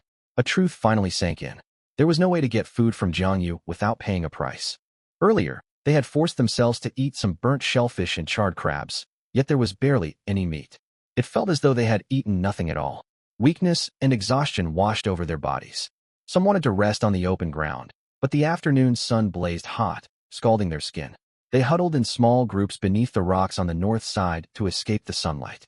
Yi Qingxue, Su Lishuan, Chen Sisi, and Zhou Jiai clustered together, drained and weary. Su Lishuan glanced around and whispered, "We have no food or fresh water. What will we do if it starts raining?" Her words weighed heavy on every heart. The women dared not rest for long. Sitting idle would not ease their starvation. They scattered once more across the island to search for edible things, yet found nothing. Megan, who knew how to swim, headed for the reef where Jiang Yu had fished that morning to try her luck. She slipped and plunged into the water, thrashing wildly before scrambling back onto land. The waters there were deep with dangerous undercurrents, far beyond her ability to handle. Seeing Megan soaked to the bone, gasping for breath with a pale face, the others abandoned the idea of swimming out. Throughout the afternoon, they only gathered a few shellfish, small crabs, oysters, and extremely sour wild berries dug out from the bushes. They were already famished, and searching for food drained the last of their strength. By dusk, they dragged themselves back to the house and slumped against the walls, barely able to speak. In stark contrast, Jiang Yu lived comfortably. He slept the whole afternoon. Before the evening tide rose, schools of fish drew near the reefs to feed. Jiang Yu headed to the eastern reef zone once more. This time he caught 4 large fish, the heaviest and 8 gene grouper heavy in his grasp. He did not waste the smaller fish either. Opening the trade market, he exchanged half a bucket of small fish for 2 large water vats, several sets of clean clothes, and a tent. In this end-times world where food and water were more precious than gold, such goods traded cheaply. They could not fill bellies. That night, Jiang Yu kept his word. He picked a 4-gene croaker and sliced it into fillets. He traded 1 bowl of rice for 10 packets of sour fish soup seasoning. Hot oil hit the pan, and he tossed in the seasoning. A tangy aroma instantly filled the air. Fish fillets went into the broth alongside fermented mustard greens. The mix of sour spice and fresh fish made the women's eyes burn with hunger. Is this really the end times? It looks like he's on vacation, Su Lishuan muttered to herself. The other women fell silent. Once again, Jiang Yu opened the door and put on another eating show right in front of them. He lifted slice after slice of fish to his mouth. Every so often, he scooped a spoonful of sour broth and poured it over his rice, polishing off half a bowl in one go. The women tried to look away, but their bodies betrayed them. The tangy fragrance drifted into their nostrils, forcing them to swallow repeatedly, as if it could temporarily quiet their stomachs. Food was not their only crisis. They had searched again in the afternoon and found not a drop of fresh water.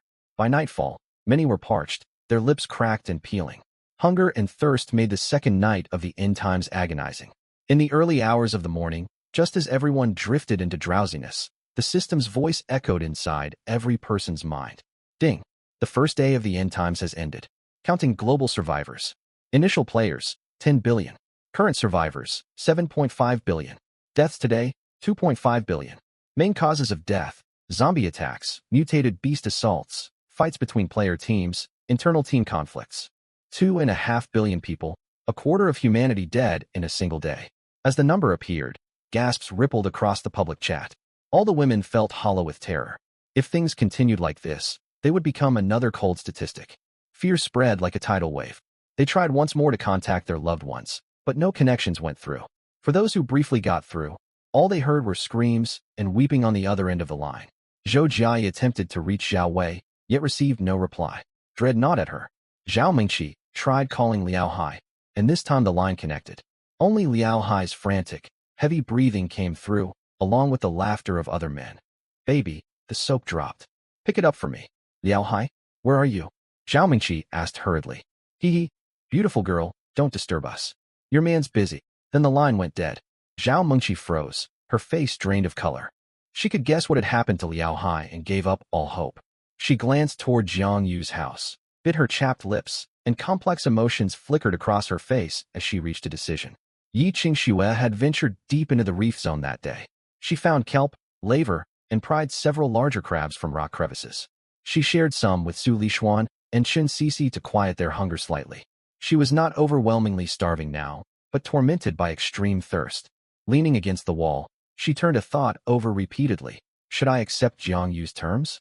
As a businesswoman, she only pursued maximum benefit. Jiang Yu owned a house, supplies, and fishing skills. On this island, he was the only person capable of keeping her alive. If she submitted to him, she would at least survive. We're all going to die soon. What does my body matter? The thought flashed through her mind. The other women were equally conflicted. If the previous night they had looked down on Jiang Yu, thinking he was a toad lusting after swans, their attitudes had quietly shifted now. New messages kept scrolling across the public chat. Someone sent a voice message, wailing brokenly. My boyfriend was pushed out to the zombies by his teammates. They're walking toward me now. Sob, somebody save me. Stories like this were endless. Suddenly the women felt Jiang Yu's conditions were not so unacceptable after all. At the very least, he had not resorted to force. Lost in thought, they struggled to decide what to do. Inside the house, after finishing his meal, Jiang Yu enjoyed a cool shower. He changed into clean clothes and lay down on his 1.8-meter bed. Unlike the women, who lived in constant fear and starvation, he had no worries weighing on him. He closed his eyes and quickly fell into a deep sleep. In the dead of night, he dreamed. He was an old yellow ox standing in boundless farmland. Just as he prepared to plow, a knocking sound echoed sharply through the quiet darkness. Jiang Yu jolted awake. The room was pitch black. Only the hum of the water purifier could be heard clearly. Knock, knock, knock. 3 more knocks sounded. Jiang Yu sat up, a slow smile spreading across his face. Finally, curiosity stirred within him. He wondered which woman would be the first to come knocking. He switched on the light, slipped on slippers, and walked calmly toward the door. Though he could unlock it remotely, he preferred to open it himself to greet his visitor. His hand rested on the doorknob, but he did not open it immediately. He spoke softly. Who's out there? There was a 2-second pause outside. Then a hoarse female voice rang out, hesitant and trembling. Jiang Yu, open the door quickly. It's Zhao Mengqi. Jiang Yu pulled the door open, dragged Zhao Mengqi inside in one swift motion, and shut it firmly again. Most of the women outside had not slept, only resting with their eyes closed. They all woke the instant the knocking started. Staring at the closed door, their expressions were complicated. A strange light flashed in Yi Qingshue's eyes, hesitation, struggle, and a flicker of regret. Audrey felt much the same. Her boyfriend was dead, and she could not contact her family. She had thought long and hard throughout the day. Staying with Jiang Yu seemed like a viable choice.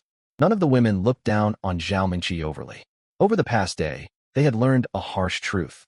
In the face of starvation, dignity counted for very little. Inside the dimly lit room, Jiang Yu watched Zhao Mengqi with a faint smile. Zhao Mengqi stood rigidly by the doorway.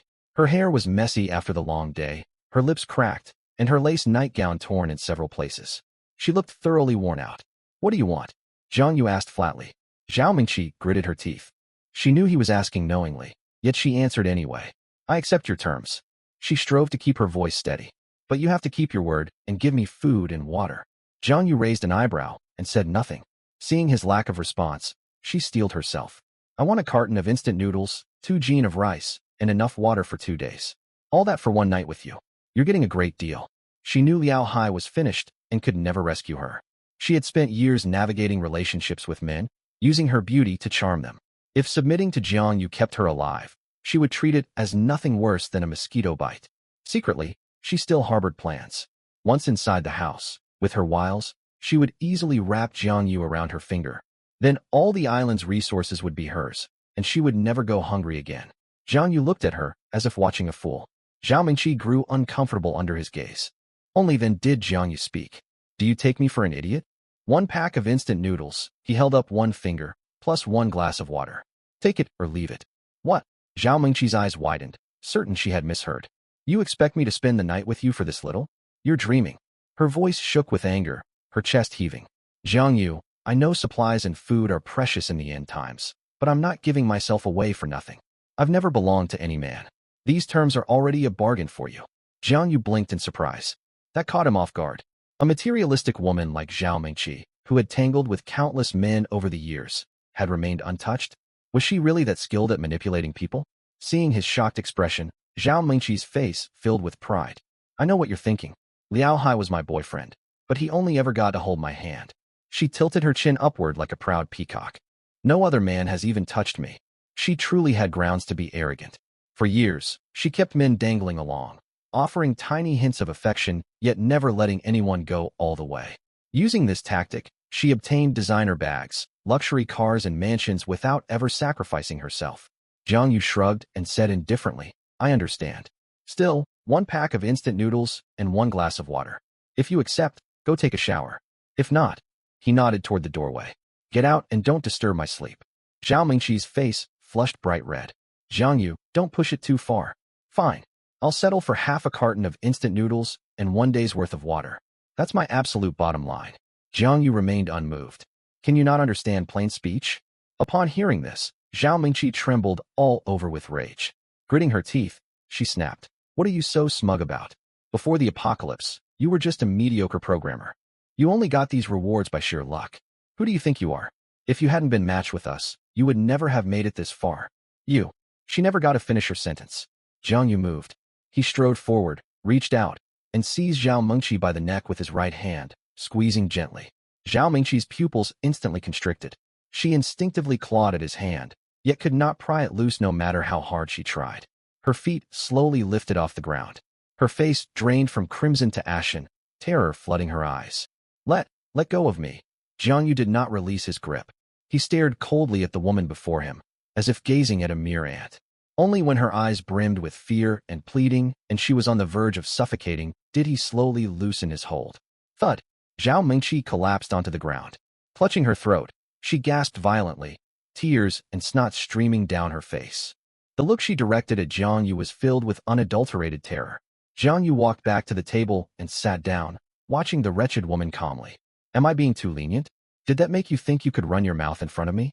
Now, do you know your place? Zhao Mingqi lay trembling on the floor. She finally understood. This man was not merely violent. A moment earlier, he had truly intended to kill her. She lifted her head to look at him. At that moment, Jiang Yu pulled out a bucket of instant noodles and walked to the water purifier to fill a cup. Zhao Mingqi's Adam's apple bobbed. She had not eaten proper food for more than a day. The sight of the noodles and water ignited a fierce hunger in her gaze. Do you want it? Jiang Yu sat back on the stool and asked flatly. Zhao Mingqi bit her lip and said nothing. If you want it, crawl over to me obediently. Jiang Yu's tone was steady, devoid of any emotion. Otherwise, get out. Remember, this is your only chance. Zhao Mingqi dug her fingernails into her palms. Humiliation welled up inside her. She yearned to lunge at him and fight, and even considered walking out the door. But thinking about his final warning, she dared not take the risk. If she let this opportunity slip away, starvation awaited her. Zhao Mingqi closed her eyes and took a deep breath. When she opened them again, she moved. She planted her palms on the ground, dropped to her knees, and crawled slowly toward Jiang Yu. The hem of her lace nightgown dragged across the floor. She kept her head low, her loose hair veiling her face. Jiang Yu watched her crawl over from the doorway. The neckline of her nightgown hung open, revealing pale skin, fully exposed under the lamplight. Moments later, Zhao Mingqi halted and knelt before him, head bowed, struggling to contain the overwhelming humiliation inside her. Jiang Yu stretched out a hand and roughly lifted her chin. The sharp twinge of pain forced her to raise her head and meet his icy stare. Go take a shower first. I have no interest looking at you like this. Tears immediately spilled from Zhao Mingqi's eyes. Humiliation, fury, and resentment erupted all at once. Still, she gritted her teeth and begged. Can I eat the noodles first? No, I can't trust you not to back out. Jiang Yu's tone brooked no argument. You. Zhao Mingqi wanted to retort, but swallowed the words. Glancing at the instant noodles and water on the table, she wiped away her tears and nodded obediently. Jiang Yu let go of her. Zhao Mingqi stood and headed into the bathroom. The door shut, and soon the sound of running water echoed out. Jiang Yu sat by the table, staring toward the bathroom, then abruptly stood up. It's sweltering out. I'm sweating. I should wash up too. Muttering to himself, he shed his jacket and walked toward the bathroom. The door was unlocked. He pushed it open. Steam billowed out, blurring his vision, and Zhao Mingqi let out a startled scream.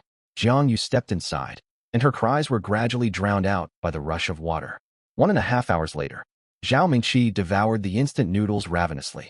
She shoveled the noodles into her mouth, barely chewing before swallowing. She paid no heed to broth splattering at the corners of her mouth, and even lifted the bowl to take a large gulp of soup.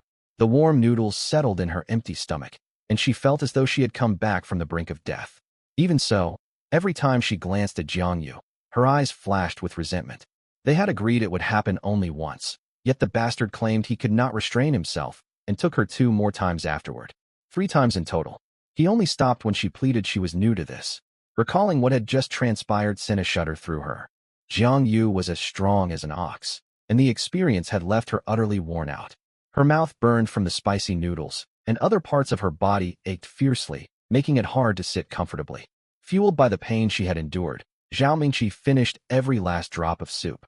Once she was done eating, she grabbed the cup of water and chugged it down greedily. Water streamed down her chin, over her neck, and onto her collar, yet she did not bother wiping it away. After finishing, she let out a long sigh of relief. Her hunger was finally gone. The ordeal had been miserable, yet the outcome was something she could barely accept. She sat at the table for a while, then set down the empty bowl and watched Jiang Yu napping on the bed. His eyes were closed, his breathing steady. He wore only a plain white tank top, revealing solid, muscular arms. After his physical fitness had doubled, his frame had grown even sturdier. Defined muscle lines rippled beneath his skin, like a predator lying in wait. Zhao Mingqi bit her lip. She suddenly stood, walked over to the bed, and nestled gently into Jiang Yu's embrace. She was wearing men's clothing he had given her, a loose white t-shirt and board shorts, which lent her an unusual allure. Jiang Yu opened his eyes. He saw her wear a coquettish expression as she traced slow circles across his chest with her fingertip. "Darling, I'm yours now. Can I move into this house?" She was plotting inwardly. If she lived here, she would no longer suffer under the open sky or fight with those foolish women over scraps of food. Moreover, she had not abandoned her plan. Once inside the house, she would find some way to wrap Jiang Yu around her finger. Jiang Yu reached out and pulled Zhao Mingqi into his arms. The soft warmth against his chest stirred him, and his hands began to wander. Go easy on me." Zhao Mingqi let out a soft moan and shot him a flirtatious glance. But the words Jiang Yu spoke next carried no warmth whatsoever. "This house belongs only to me. Know your place. You are not mine, and don't call me darling." Zhao Mingqi's smile froze on her face. Ignoring her reaction, Jiang Yu went on. "If you want food in the future, call me master." His tone allowed no pushback. The apocalypse had arrived, and Jiang Yu would never let a woman manipulate him. Genuine affection? Out of the question. A flicker of anger flashed across Zhao Mingqi's eyes, yet she suppressed it quickly, forcing a seductive smile back onto her face. "Darling, don't be so heartless. You called me baby only a little while ago." "Ah." The scream burst from her lips the instant she finished speaking. Jiang Yu kicked her off the bed. Zhao Mingqi crashed heavily onto the floor, wincing in agony as tears welled up. Jiang Yu sat upright, looking down at her with frigid eyes. "Drop your petty schemes. If you ever think you can fool me again, I won't hesitate to toss you into the ocean to feed the fish once you starve." A loyalty monitoring system operated inside the building. He had checked earlier, and Zhao Mingqi's loyalty toward him sat at the very lowest tier. That meant for all her outward obedience, she still harbored hostility toward him. Zhao Mingqi lay trembling on the floor. "Do you understand? If you want food next time, come beg me." Jiang Yu repeated his demand. "And remember to call me master." Zhao Mingqi's body already ached all over, and being kicked to the ground made it far worse. She clutched her waist, bit her lip, and struggled to stand.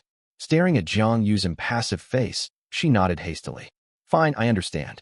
The choking sensation when he had gripped her neck was something she never wished to experience again. She lowered her head and fell silent for several seconds.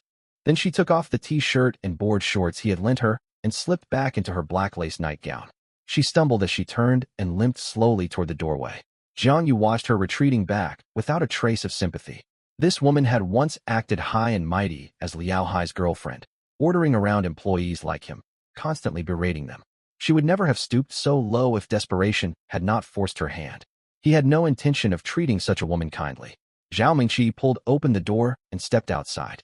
Night hung heavy over the land. Salt-laden sea wind swept over, carrying a faint chill. Many of the other women were still awake. They had kept glancing toward the house earlier, faintly hearing noises inside, their expressions odd. Now that Zhao Mingqi emerged, every pair of eyes locked onto her. Curiosity, envy, and other unnameable emotions lingered in their gazes. The tear streaks on Zhao Mingqi's cheeks had faded. She strove to act nonchalant, even tilting her chin upward and curling her lips into a faint smirk. She thought to herself, they might look down on me, but I've filled my stomach. Let's see how long they can hold out. She said nothing, walked past the crowd, sat down in a corner with her back against the wall, and closed her eyes. The women watched her figure, their eyes flickering. They had all caught the scent of instant noodles drifting out of the house earlier. The tempting aroma had made their stomachs growl relentlessly. Zhao Mingqi wore her original clothes, yet her hair was damp and her skin looked refreshed. She had clearly bathed. These women were once accustomed to fine living, growing uncomfortable if they skipped a single shower. Now, knowing that agreeing to Jiang Yu's terms would grant them food and a chance to wash up, their inner resistance weakened further. Overwhelmed by tangled emotions, weariness washed over them, and one by one, they drifted off to sleep. Only Zhao Mingqi, full and satisfied, managed to rest properly. The rest tossed and turned. Screams and cries for help continued to flood the public chat channel. In the early hours of dawn, the system notification echoed once more. Ding! Day 2 of the apocalypse has concluded. Counting global survivors. Initial player population, 10 billion. Current survivors, 6.2 billion. Death toll today, 1.3 billion. Primary causes of death, zombie assaults, mutated beast attacks, conflicts between survivor groups, internal faction strife, starvation, and dehydration. Hearing the announcement, despair washed over the women anew.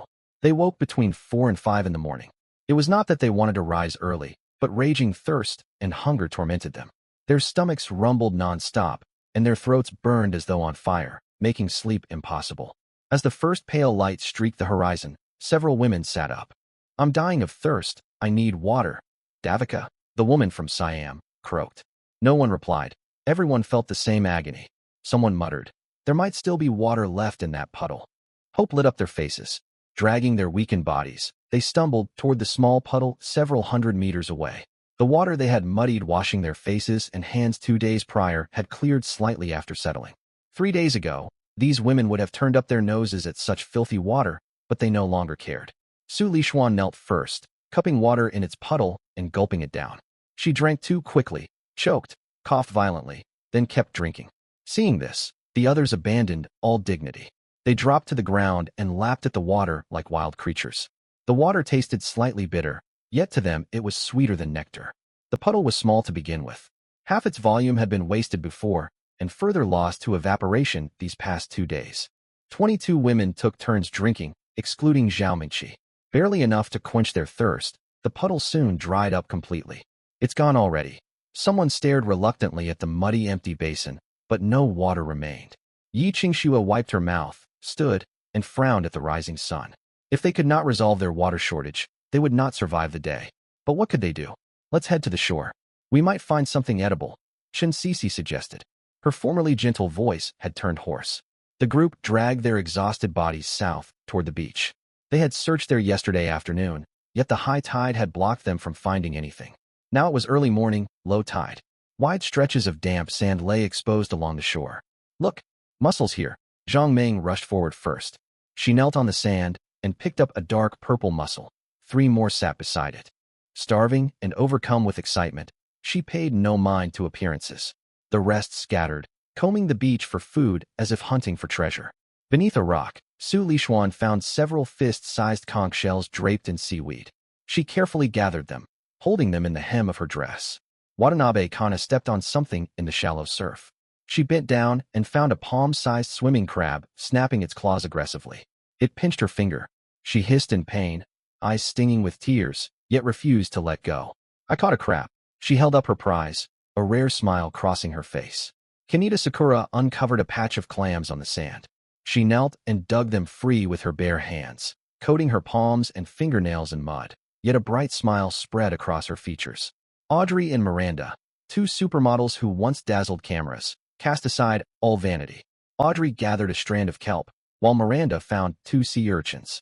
Overcome by hunger, she smashed one open with a stone and sucked out the flesh straight away. It's delicious, she murmured, squinting in satisfaction. Even the refined British princess and socialite Hilton knelt to search the sand earnestly. After roughly an hour of gathering, every woman carried a haul of seafood. Let's cook this right here. They collected dry twigs and dead grass and lit a fire beside the shore. There were no pots or seasonings, but the seafood carried natural salt, and roasting made it barely palatable. I wish it would rain soon, Xianjing muttered, staring at the sky as she chewed charred muscle meat. Several other women lifted their heads at her words. Weather on the island in August could shift without warning. Rain might well come. If only we hadn't wasted that fresh water back then, Megan whispered. Her comment made many of the women shift uncomfortably. They were among those who had wasted fresh water washing their faces and hands. Back then they had believed water would always be available. None had imagined they would end up in such straits. Jiang Yu woke at 9 o'clock. The strenuous activity the previous night left a dull ache in his lower back. Still, his doubled physical fitness allowed him to recover quickly. He stretched, and every joint in his body popped. He pulled on his clothes, walked to the kitchen, and checked his supplies. He still had plenty of instant noodles and dozens of eggs. After a moment's thought, he took 2 buckets, tore open the packaging, added the seasoning packets, and boiled a kettle of water. Then he fried 2 eggs and placed them into 1 bucket of noodles. Jiang Yu glanced outside. None of the women were around. "Tsh, no audience to watch me eat," he muttered in slight disappointment, walking to the table to enjoy his meal. While eating, he opened the trading market and listed the second bucket of noodles. 1 bucket of cooked braised beef instant noodles, in exchange for 5 barrels of cooking oil. The notification chime exploded the moment the listing went live. Ding ding ding ding. Messages flooded in by the thousands, far too many to read. But the system filtered offers matching his interest. One entry caught Jiang Yu's eye, and he brightened. "Buddy, I'll trade 10 barrels of oil for your noodles, plus 3 Chong Sams." "Deal." Jiang Yu raised an eyebrow. 10 barrels of oil for 1 bucket of noodles, and 3 Chong Sams thrown in as well. He wondered how this trader had gotten hold of such items. "Deal." Jiang Yu had no reason to refuse, and confirmed the trade. The next instant, 10 barrels of oil materialized in the room. Peanut oil, rapeseed oil, and soybean oil. 3 Chong Sams appeared on his bed. Jiang Yu glanced them over and nodded approvingly. The first was a red silk Chong Sam embroidered with golden peonies along the collar and cuffs, fitted with intricate frog buttons, clearly luxury apparel. The second was dark green velvet, understated yet masterfully tailored with a narrow waistline that would accentuate a wearer's curves perfectly. The last was an ivory-laced Chong Sam, sure to be the most striking of the 3. These 3 Chong Sams are really something. Jiang Yu pictured who might suit them. Zhao Mingqi was out of the question. She simply lacked the bearing to pull off a Chong Sam. Yi Qingxue would be a perfect fit. That cold, glamorous aura of hers paired with the dark green Chong Sam ought to look stunning. Su Lixuan would look lovely in the moon-white one. Then there was Qin Fei, the pale Russian supermodel. Tall and willowy, the red Chong Sam was made for her. These were only idle thoughts running through Jiang Yu's head, nothing more. He folded the Chong Sams neatly and stowed them inside the wardrobe. No sooner had he finished tidying up than he spotted the group of women returning from the southern shore. They were barely recognizable compared to how they'd looked just a few days ago. Their once flawless makeup had long smudged away. Their faces glistened with oil, lips cracked and peeling, some split open to bleed. Deprived of water, their skin had lost all radiance. Apart from Zhao Mingqi, the women's hair was matted like birds' nests. Sand and dirt coated their clothes, and several had lost their footwear entirely, forced to walk barefoot. Hardly a trace remained of the goddesses they once were. They rested near the house for a while. As noon drew near, raging thirst gnawed at them, and despair flickered across their faces. It was at that moment that the sky suddenly darkened. Hope sparked in their eyes. They looked up to see heavy black clouds rolling in across the ocean, blotting out the sun. A wind picked up, whipping their garments loudly. Boom! A bolt of lightning split the sky, and immediately after, raindrops the size of beans came crashing down. It was raining. The downpour was fierce. Rain stung their faces as it hammered down. Yet not a single woman sought shelter. They stood out in the open, tilting their heads back and opening their mouths, greedily catching the rainwater. Water slid down their throats, soothing parched throats that felt ready to burn. It was like fish on the verge of suffocation suddenly tossed back into the sea. Once they'd drunk their fill, some began washing their faces in the rain. The rain washed away days of sweat and grime, letting their skin feel fresh again. "My scalp is itching terribly. It's been 3 days since I washed my hair." Zhang Ming gathered her long hair forward, bent over, and let the rain pour over it. She ran her fingers through the strands and scrubbed hard, water streaming from the tips. Seeing this, the others followed suit. For a moment, more than 20 women stood out in the open, washing their hair beneath the rain, quite a sight to behold. Jiang Yu stood by the window, watching with an amused expression. He had planned to head out fishing, but there was clearly no way to leave now. Tisk, lucky for them. He watched the women cheering beneath the rain. He'd figured they wouldn't last until midday, that someone would come begging him for supplies soon. But now the rain had given them a new lease on life. He felt no regret over it. Women were merely pastimes to him. Of course, if they threw themselves at him, he would not turn them away. The rain grew heavier. After washing their hair, the women wanted to rinse off their bodies as well. It had been nearly 3 days since any of them bathed. Their skin felt sticky and miserable. They'd tried washing with seawater earlier, only to end up uncomfortable, so they'd given up. Still, they glanced instinctively toward Jiang Yu's house. Let's go over by the boulders, someone called out. The women hurried toward a cluster of large rocks far away, moving out of Jiang Yu's line of sight before they began to wash. They quickly rinsed themselves in the rain, then ducked under the rocks to wring the water from their clothes and pull them back on. The damp fabric clung coldly to their skin, but at least they were cleaner. I feel so much better now. Shinsisi let out a long breath, leaning against a rock and staring up at the sky. They had water now, yet the problem of food persisted. They devoured everything they'd picked up that morning, overcome by hunger and failing to save any reserves. The rain poured outside, the sea choppy and winds fierce. There was no way to venture out searching for food.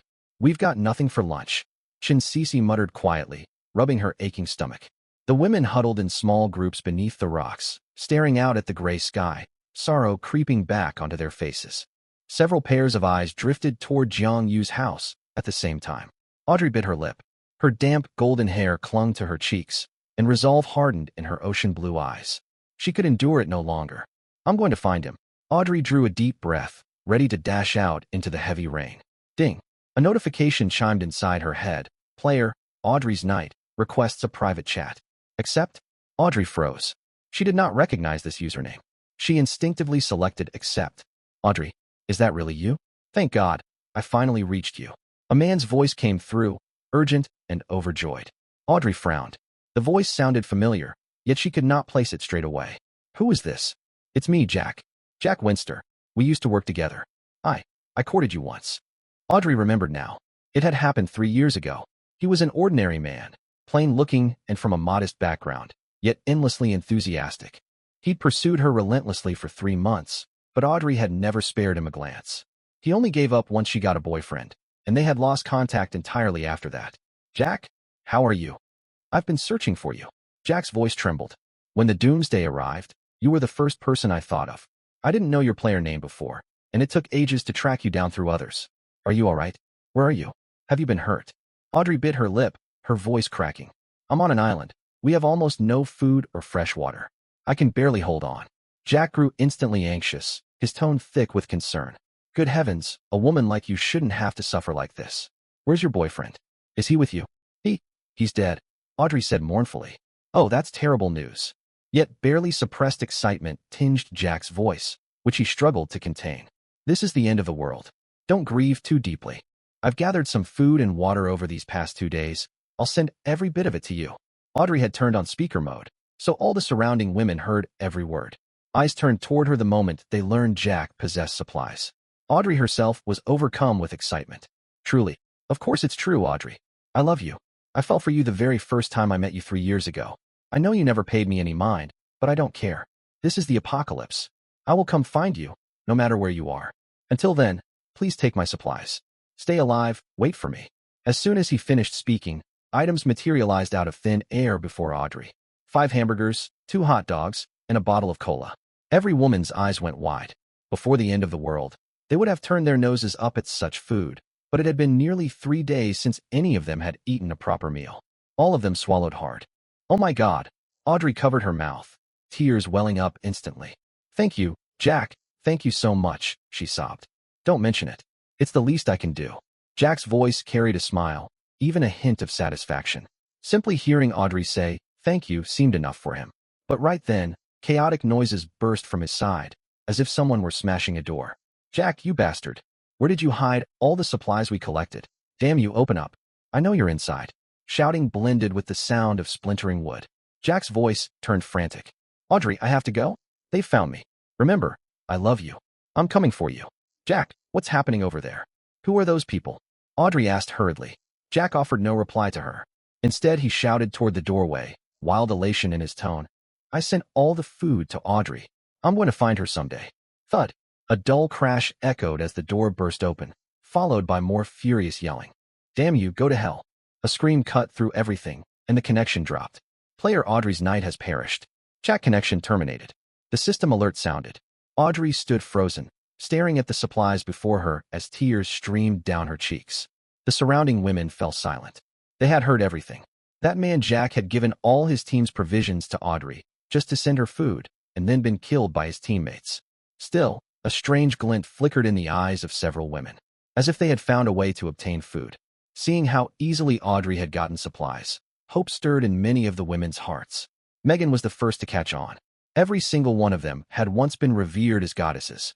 In the old world, their suitors could have lined up all the way down the street. Once, they'd found those admirers annoying, dismissing their affections as futile fantasies, wishing they would vanish. Now, though, those admirers might be their ticket to surviving. Megan acted first. She racked her brain, trying to recall usernames. What was the name of that Latin American director? And that wealthy man from Dubai, Khalid, was it? Then there was Knox, the Silicon Valley startup founder who chased her for half a year and gifted her a sports car. As memories surfaced, she sent out message after message. Hello, are you there? It's Megan. I'm in trouble. I have no food. Please, you've got to help me. Most messages went unanswered. Recipients either never saw them or chose to ignore her after reading. Just as she was about to give up, ding. Player Desert Eagle has accepted your private chat. Megan's face lit up, and she quickly opened the conversation. Megan? Is that really you? A man's voice came through, thick with a Middle Eastern accent, brimming with delight. Megan recognized him immediately, Khalid, the wealthy Dubai businessman. She'd met him at a party years ago. He'd pursued her for 3 months and sent her a truckload of Hermes handbags. Yet with countless suitors vying for her attention, he had only been one among many waiting in line. Khalid, are you all right? I'm so scared. Megan's voice trembled as if crying. She was acting deliberately. As an actress, her performance was flawless. Oh beauty, don't cry. Where are you? How are you holding up? Sympathy laced Khalid's voice, growing urgent. I'm stuck on an island. No food, barely any water left. I haven't eaten properly in 3 days. My poor Megan, don't cry. I have food here. Khalid sounded distressed. I was teleported into a slum 2 days ago. My team and I barely fought our way out. Several of us died. He spoke with relief. My camel was with me when I was transported. We slaughtered it for a big feast. I still have 2 gene of meat left. I can share some with you. Megan's eyes lit up. Really? Thank you, Khalid. It's my pleasure, but... Khalid suddenly changed tone, sounding hesitant. Megan, you understand how scarce everything is in the apocalypse. Once, I would pluck the moon from the sky if you asked. But now, he paused. Could you send me something of yours? Anything at all, for me to keep as a memento. Megan was stunned. She never imagined the man who used to grant her every wish would now bargain with her. But she recovered quickly. The world had changed. If she refused, he would withhold the meat. I have a pair of earrings. Do you want them? Earrings. Khalid fell silent for 2 seconds, then replied. I'd hoped for your jacket, but if they're your earrings, they will suffice. Very well, I'll send them. The instant she spoke, the golden earrings vanished from Megan's ears. Immediately afterward, a chunk of meat materialized in front of her. Camel meat. Roasted, charred black on the surface, reeking of strong gamey odor. Strands of uncleaned camel hair clung to the meat, an unpleasant sight. Even so, Megan's eyes shone. She picked it up, examined it, wrinkled her nose, yet held it carefully in her hands. Thank you, Khalid. Don't mention it, Megan. Wait for me. I will come find you. The other women had also been messaging former admirers. Seeing Megan obtain food just like Audrey, they redoubled their efforts. Watanabe Kana was among them. She was Japan's national idol, beloved for her pure, sweet image. She boasted tens of millions of followers on social media, every photo attracting hundreds of thousands of comments, her private messages overflowing. She struggled to recall fan usernames, those loyal people who messaged her every single day without fail. She'd messaged 5 or 6 people already with no response. Hello, this is Watanabe Kana. She sent another message, filled with nervous uncertainty, barely daring to hope. Player Kana-chan Sunflower requests a private chat with you. Watanabe Kana's beautiful eyes lit up instantly. Kana-chan, is it truly you? Good heavens, am I dreaming?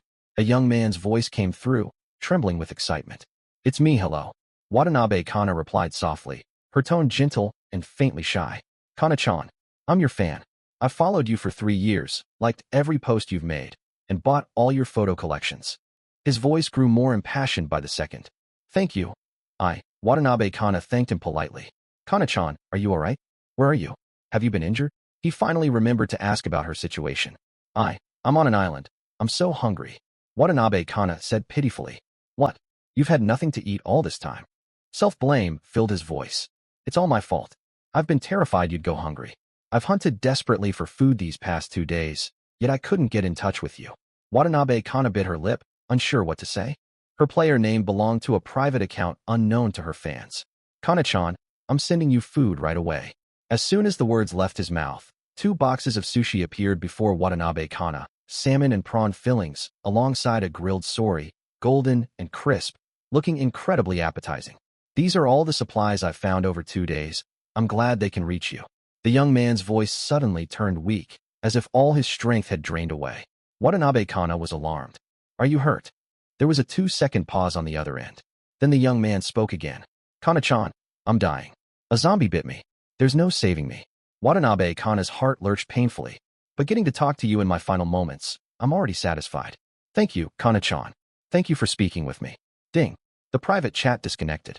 Watanabe Kana clutched the food as tears streamed down her face. Thank you. I never even learned your name. Besides Watanabe Kana, the British princess and Thai actress also successfully secured food from former suitors. Yet the price they paid left them uneasy. The British princess traded one shoe. Thai actress Maevika gave up a pair of nude stockings. Holding their newly acquired food, both seethed inwardly. What bizarre fetishes all these men have. Still, they had food now. After all these exchanges, Audrey had the largest stockpile. Megan possessed camel meat, Watanabe Kana sushi, and sori. The princess received crackers and kin luncheon meat, and Maevika got bread and fresh water. The rest of the women had gotten nothing, yet the sight of the food reignited hope inside them. Hold on another 2 days. Maybe we'll find food then. I refuse to believe we can't survive without that man. So some of the women thought to themselves. But at that moment, Yi Qingxue stood up. She had watched everything silently from the sidelines. Now she stepped forward and walked straight out into the pouring rain. The rain kept falling. Yi Qingxue's figure gradually faded into the curtain of rain. The women exchanged confused glances. Where is she going? Zhang Ming stared toward that direction, bewildered. Where else? That's the way to Jiang Yu's house. Megan curled her lip, stowing the camel meat in her hand, her tone tinged with disdain. I really can't figure out what she's thinking. She didn't go when we had no food or water. Now it's raining, and if she holds on a little longer, she might get a system reward. Instead, she's going to that man. As she spoke, she fought back her discomfort and took a bite of the camel meat. After chewing twice, she nearly gagged it back up. The meat was tough and rank, utterly unpleasant to swallow. Still, she forced it down. Something was better than nothing, and Zhang Ming was staring at her longingly. She pretended not to notice, however. That woman really went to find Jiang Yu? She could have waited. Her voice trailed off. Everyone knew it was never easy to get food from suitors. What would happen once the food ran out? Go find another fool. Could those men keep supplying them forever? The women fell silent, gazing toward Jiang Yu's house. Zhao Mingqi ground her teeth in rage. You bitch. Weren't you acting all high and mighty? Why drop the pretense now? Yi Qingxue must have gone to offer herself to Jiang Yu at this hour. She could think of no other reason. The thought sent a surge of urgency through Zhao Mingqi. She had already sacrificed so much last night. If some other woman stole Jiang Yu away, what would become of her? No. Zhao Mingqi bit her lip and made up her mind. She would go to see Jiang Yu again tonight. Su Lishuan sat beneath a rock, staring in the direction Yi Qingxue had left, her expression complicated. Before departing, Yi Qingxue had said a few words to her, Chen Sisi and Zhou Jiai. I've made my decision. Yi Qingxue's voice was calm. Rainwater streamed down her cheeks. It was impossible to tell where the rain ended and tears began. This is the end of the world. The only way to survive properly is to rely on him. We have no other choice. Su Lishuan had wanted to persuade her otherwise, yet when she opened her mouth, she found she had nothing to say. Tell her not to go? Then what would they do next? And so she stayed silent. Chen Sisi and Zhou Jiai exchanged a glance and said nothing either. Truth be told, except for Zhou Jiai, all of them had entertained that thought at one point. Yi Qingxue had simply been the first to take the leap. Meanwhile, Jiang Yu was oblivious to everything unfolding outside, busying himself inside the house. Heavy rain poured down outside. He did not need to pump seawater into the water purifier today. He could simply process rainwater instead, saving him a great deal of trouble. Earlier, he had traded one egg at the marketplace for 3 300-liter rubber water tanks. He set 2 outside to catch rainwater and kept 1 indoors. He then fed purified water from the machine into the tanks, filling them up. Truly, anything produced by the system was top-tier quality. The water purifier worked with remarkable efficiency. Within an hour or two, 1 tank was full, a full 300 liters of water. Of course, this was usable water reserved for bathing. As for drinking water, he had filled 2 tanks over the past few days, 600 liters in total. If he was the only one drinking it, the supply would last him months. Jiang Yu clapped his hands and nodded in satisfaction upon seeing the 2 outdoor tanks also filled to capacity.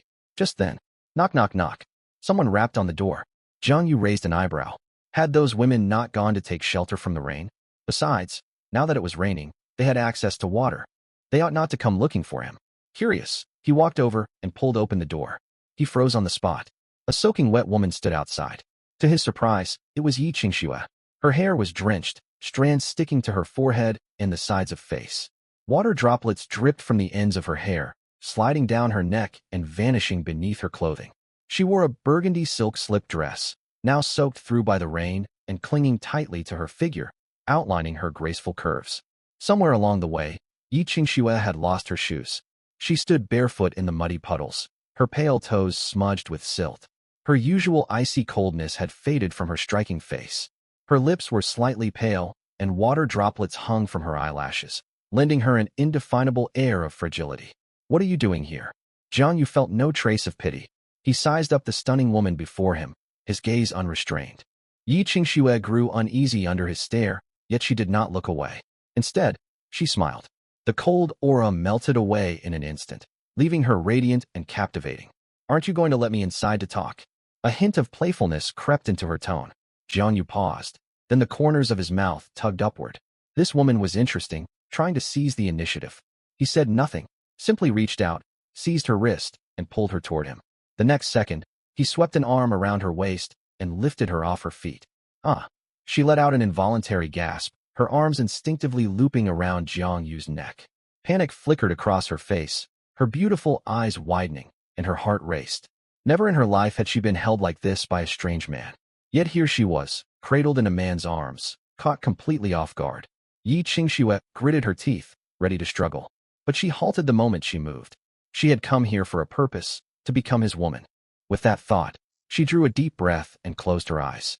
Jiang Yu carried her into the house, glancing down at the woman in his arms and savoring the sensation.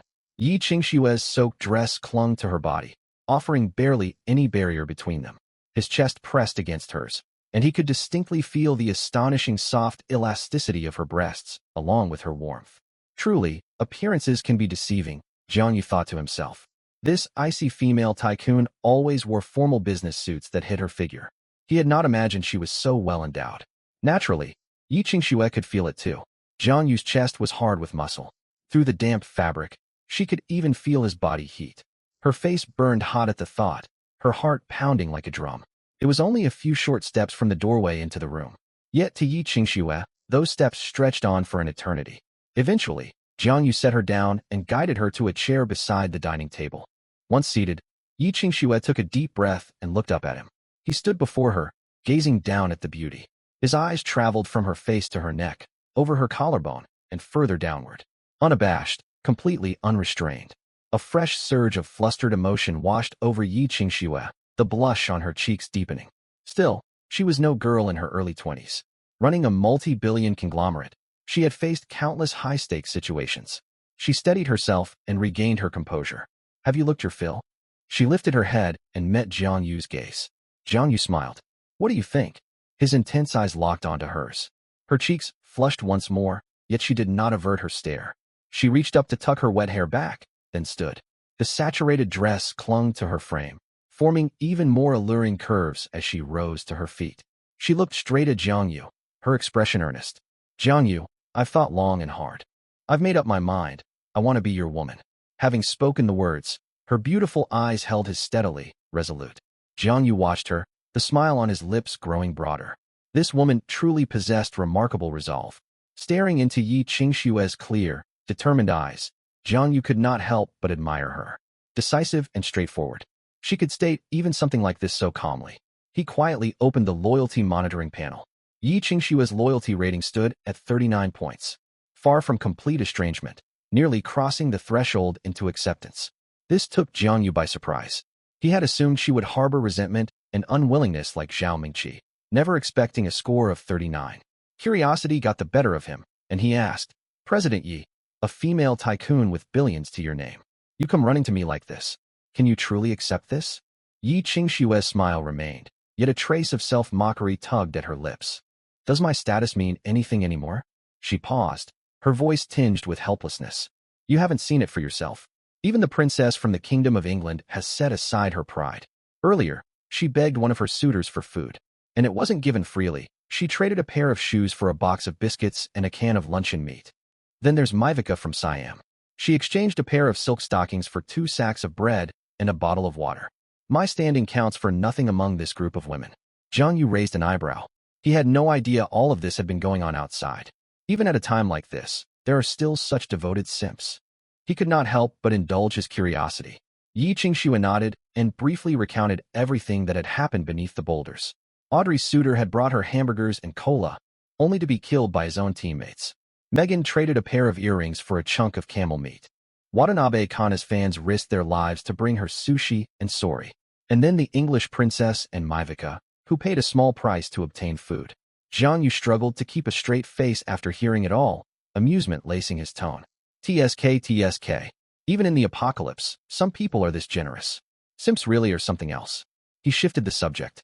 "And so, you came to find me?" Jiang Yu fixed his gaze on Yi Qingxue. "Yes." Yi Qingxue met his eyes without flinching, a faint, barely perceptible sorrow lingering in her expression. "Rather than groveling to suitors for meager scraps of food and water, it makes more sense to come to you." She paused before continuing. "My expertise is investment. I have evaluated countless projects and funded many companies. In my opinion, you will turn out to be the biggest, most profitable investment I will ever make in my life. And my only bargaining chip." She glanced down at her soaked dress, then lifted her head again, her expression calm and open. "Is this body of mine?" Jiang Yu fell silent for a moment. He looked at the woman before him. Though drenched and bedraggled, the innate icy elegance about her was more captivating than any lavish outfit could ever be. He had to admit Yi Qingxue was different from the others. Zhao Mingqi had turned to him out of desperation, with ulterior motives lingering in her heart. Yi Qingxue, however, had made this choice voluntarily after weighing every advantage and disadvantage. A woman like this would not easily turn her back once she committed to someone. Of course, it would be monstrous of him to reject such an opportunity. Jiang Yu stepped in front of her, reached out to lift her chin, forcing her to look up at him. "If you are to be my woman, you must obey me. I will not tolerate people ordering me around. Do you understand?" "Yes. I will listen to you obediently," Yi Qingxue replied without hesitation. Jiang Yu nodded in satisfaction, released her chin, walked over to the wardrobe, and pulled out a garment. It was the red silk cheongsam he had traded for not long ago. "Go take a bath first, then put this on." Yi Qingxue took the cheongsam, her beautiful eyes flickering slightly. She said nothing, merely nodded obediently, and walked into the bathroom. Soon, the sound of running water echoed from within. Yi Qingxue did not waste water. 5 minutes later, the bathroom door opened. Jiang Yu lifted his head and watched Yi Qingxue step out wearing the red cheongsam. Even having braced himself, he was struck speechless by her beauty. The cheongsam fit her as if tailor-made, perfectly outlining her figure. Her slender waist was narrow enough to span with one arm, her hips rounded and full. The high slit exposed a stretch of pale thigh, partially hidden from view. Her hair remained half damp, spilling over her shoulders, stray strands clinging to her cheeks, softening her icy features. The scarlet fabric made her skin appear even fairer. The collar gaped slightly, offering a glimpse of tempting depth. Yi Qingxue naturally carried a cool aura. Clad in the red cheongsam, cold elegance blended with seductiveness, like a red plum blossom blooming amid snow. Jiang Yu made no attempt to hide the admiration in his eyes. "Come here." He sat at the table and crooked a finger at her. Yi Qingxue drew a deep breath and glided toward him with delicate steps. She had no shoes on. Her bare, jade-white toes stood out against the floorboards. When she reached Jiang Yu, before she could speak, he pulled her straight into his embrace. Yi Qingxue instinctively wrapped her arms around his neck, bit her lip, and remained silent. Holding her tightly, Jiang Yu walked toward the 1.8-meter-wide bed. A long while later, Jiang Yu leaned against the headboard. Yi Qingxue nestled in his arms. His fingers stroked gently across her smooth shoulders. Yi Qingxue rested against his chest, faint blush still lingering on her face, her breathing not yet fully steady. The cheongsam got torn. Jiang Yu looked down at her and said, Yi Qingxue barely mustered a soft hum, too drained for proper words. Unexpectedly, Jiang Yu's lips curved. He reached into the bedside cabinet, pulled out an ivory-laced cheongsam, and held it out to her. Put this one on. Yi Qingxue stared at the pale cheongsam, a trace of hurt flickering in her eyes. She parted her lips as if to speak, yet held her tongue, accepting the garment obediently. She changed right there in front of him. This cheongsam was crafted from semi-transparent lace, revealing glimpses of her skin and even more alluring than the red one. Heat rose to Yi Qingxue's cheeks, yet she did not turn away. She stepped softly before Jiang Yu. Do I look nice? Jiang Yu looked her up and down and nodded. Very lovely. Then he crooked his finger once more. Yi Qingxue bit her lip and walked over to him. An hour later, Yi Qingxue held a dark green velvet cheongsam in her hand. I haven't tried this one yet, Jiang Yu said calmly. Yi Qingxue finally could not hold back, frustration glinting in her eyes. She wanted to say she had not eaten a thing, but the words died on her tongue. She gritted her teeth and dragged her weary body back into the bathroom once again. Some indeterminate amount of time later, Yi Qingxue lay limp in Jiang Yu's arms, without the strength even to lift her hands. Her hair had fully dried, scattered messily across the pillow, and the flush on her cheeks refused to fade. Jiang Yu, by contrast, looked completely composed, even still craving more. Yi Qingxue stared at his profile, secretly astonished. How could his stamina be so extraordinary? Sensing her gaze, Jiang Yu glanced down at her. What? Want to try on another cheongsam? At his words, Yi Qingxue paled and shook her head hastily, a note of supplication in her voice. No more. I'm exhausted, and I'm so hungry. Jiang Yu blinked. He had been so busy admiring her figure in the cheongsams that he had completely forgotten. She had not eaten a single bite since walking through the door. What was more, she had not had a full meal in 3 days. What would you like to eat? Jiang Yu sat up and asked. Yi Qingxue hesitated, biting her lip, and whispered, Instant noodles will do. Jiang Yu nodded and climbed out of bed. He went to the kitchen to boil water, took out a pack of instant noodles, tore open the packaging, and added the seasoning. After a moment's thought, he opened the refrigerator. He pulled out a steak. Sizzle. The sound of hot oil meeting beef rang out, and the rich aroma quickly filled the room. Yi Qingxue's eyes widened as she watched the steak frying in the pan, her throat bobbing involuntarily. It was the 3rd day of the apocalypse. How did this man still have steak? You. How do you have steak? She could not help asking. Jiang Yu shot her a casual glance, his tone matter of fact. Didn't you say I am the biggest investment of your life? It stands to reason I would have steak here, doesn't it? Yi Qingxue opened her mouth to respond, then swallowed the words back. She leaned against the headboard and watched Jiang Yu expertly flip the steak and sprinkle black pepper over it. His movements were fluid and assured, and a strange sense of unreality washed over her. Was this truly the end of the world? Shortly afterward, the instant noodles and steak were ready. Jiang Yu carried the food over to Yi Qingxue. She was already seated at the table and eagerly picked up her chopsticks. She was genuinely starving. She took a mouthful of noodles first. The warm strands slid down her throat, thick broth flavor spreading across her tongue. Then she cut off a small piece of steak and ate it. The beef was tender and juicy, the aroma of black pepper blooming on her palate, filling her with immense satisfaction. This was the first proper meal she had eaten in 3 days. Yi Qingxue's eyes stung, but she held back her tears, lowering her head and eating slowly bite by bite. Jiang Yu sat beside her, legs crossed, watching her eat without speaking. Halfway through her meal, Yi Qingxue suddenly paused and looked up at him. The last trace of desolation had faded from her face without her noticing. What's wrong? Jiang Yu asked. Yi Qingxue shook her head, the corners of her mouth lifting slightly. Nothing. I just feel my investment is starting to yield returns. Jiang Yu raised an eyebrow and said nothing. He quietly brought up the loyalty monitoring panel. Yi Qingxue's loyalty rating now stood at 55 points. Her score had jumped from 39 to 55. That was quite a leap. Jiang Yu could not help but give her a long, thoughtful look. This woman certainly knew which way the wind blew. A single meal had boosted her score by more than 10 points. It meant she had truly come around. She was not acting out of desperation, but had wholeheartedly accepted her own choice. Yi Qingxue finished the last small piece of steak, set down her cutlery, and let out a long breath. After resting for a moment, she pushed herself up using the table, only for her legs to give way, nearly dropping her back onto the seat. It took all her strength to stand firm. Her beautiful eyes darted toward Jiang Yu, glinting with a hint of reproach. This man, his physical stamina was outrageous. She took a deep breath, picked up her half-dried burgundy camisole dress, and quickly changed into it. I'm heading back. Yi Qingxue looked at Jiang Yu, her tone calm. She did not bring up the idea of staying. Jiang Yu leaned against the headboard and glanced outside. The rain had stopped. A crack had opened in the cloud cover, letting streaks of sunlight filter through.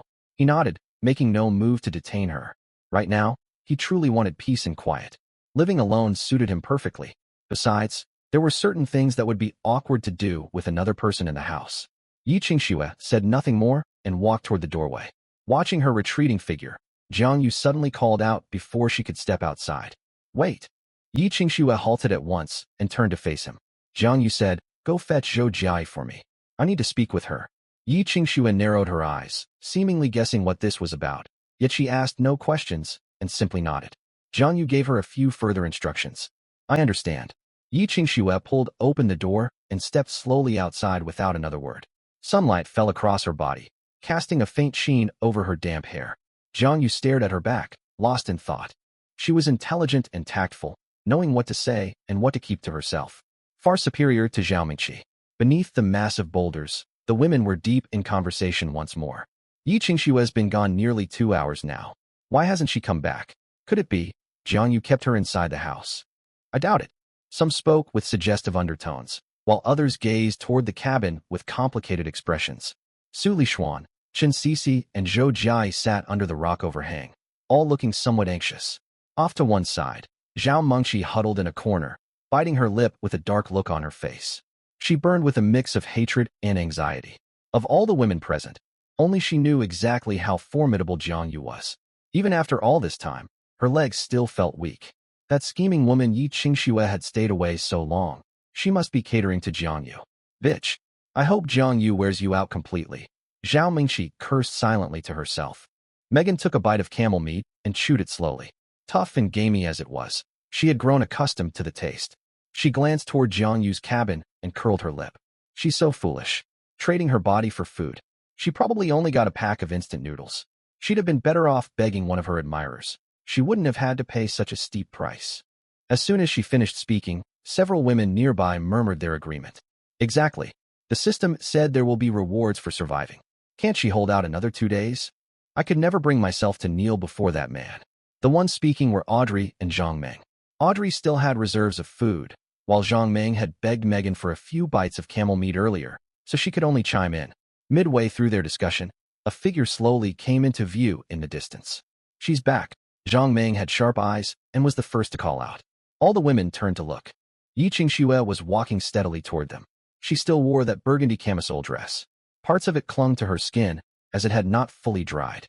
Her hair had dried, but fell messily over her shoulders. What drew everyone's attention, however, was her awkward gait. She took tiny steps, as if something was hurting her. Most of the women were no naive innocents, and they instantly understood what had happened. Some wore conflicted expressions, some looked on with disdain, and others sank into contemplation. Zhao Mengqi froze for a moment, then felt a flicker of relief. She let out a cold huff, a strange sense of balance settling over her. Jiang Yu had not kept Yi Qingxue. She had received no special treatment, same as herself. Su Lishuan, Chen Sisi, and Zhou Jiai stood up simultaneously and walked over. Sister Yi, are you all right? Su Lishuan supported Yi Qingxue by one arm, and Chen Sisi took her other side. Yi Qingxue shook her head and smiled faintly. I'm fine, just a little tired. Her body did feel weak and her legs shaky, yet her spirits were unexpectedly high. Her eyes drifted involuntarily toward Jiang Yu's cabin, and she thought to herself, that man, he will no longer see me as just another woman. Su Lishuan and Chen Sisi helped her back under the rock shelter and let her sit down. The other women's gazes fixed on Yi Qingxue, filled with varied emotions. Many pairs of eyes also turned toward Jiang Yu's cabin. They were all starving. Seeing Yi Qingxue looking worn out, yet noticeably more energetic stirred thoughts in their minds. If they went to that man, they could get an immediate meal. Part of them wanted to try it too. Yi Qingxue rested for a while, then turned her gaze to Zhou Jiai beside her. Zhou Jiai noticed her staring and asked curiously, Qingxue, what is it? Yi Qingxue lowered her voice so only the few of them could hear. Jiang Yu wants you to go over. He said he can give you food, and he also has news about Zhao Wei. Zhou Jiai's heart clenched sharply. Zhao Wei? What happened to him? He didn't go into detail. He only told me to pass the message. If you want to find out about Zhao Wei, you have to go see him yourself. Zhou Jiai fell silent. She lowered her head, her mind in complete turmoil. For the past 2 days, she had been sending private messages to Zhao Wei, yet he had never replied. Now Jiang Yu claimed he knew something about him. Should she go? Zhou Jiai remained quiet. She knew things would not be so straightforward. Then her stomach rumbled loudly, betraying her. Su Lishuan opened her mouth as if to say something, but glanced at Yi Qingxue and swallowed her words. Chen Sisi kept her head bowed, lost in her own thoughts. Eventually, Zhou Jiai gritted her teeth and stood up. I'm going to check it out. She was deeply worried about Zhao Wei and wanted to hear what had happened to him. She would leave once she got her answers. Yet something she refused to admit was the hunger gnawing at her, the desperate longing for food. Su Lishuan grabbed her hand. Jia Yu, I'll be fine. I just want to ask about Zhao Wei, and then I'll come right back. Zhou Jiai forced a weak smile, pulled her hand free, and slowly walked toward Jiang Yu's cabin. Behind her, Zhao Mengqi watched her departing figure and muttered under her breath. Bastard, can't you ever get tired? Jiang Yu had worked up a sweat, his clothes soaked through. He had just finished showering and was still drying his hair when he heard a knock on the door. He walked over while rubbing his hair and pulled the door open. Zhou Jiai stood outside. She still wore her champagne-colored camisole nightgown, though it now bore several tears from scrub brush, smudged with dirt. Her face was pale, her lips cracked and peeling, and heavy dark circles lingered beneath her eyes. Starvation and dehydration had robbed her delicate features of their usual radiance. A slow smirk tugged at the corner of Jiang Yu's mouth. After going hungry for days, it was time to have a proper talk with her. You've arrived. Come on in. He stepped aside, his tone welcoming. Zhou Jiai hesitated on the threshold and whispered, I didn't come to beg for food. I only want to know what happened to Zhao Wei. Of course, that's exactly what I want to discuss with you. Jiang Yu's smile never faded as he gestured for her to enter. There's no need to be so guarded. Zhao Wei and I are brothers. I won't do anything to you. Looking at his smile, Zhou Jiai remained unconvinced.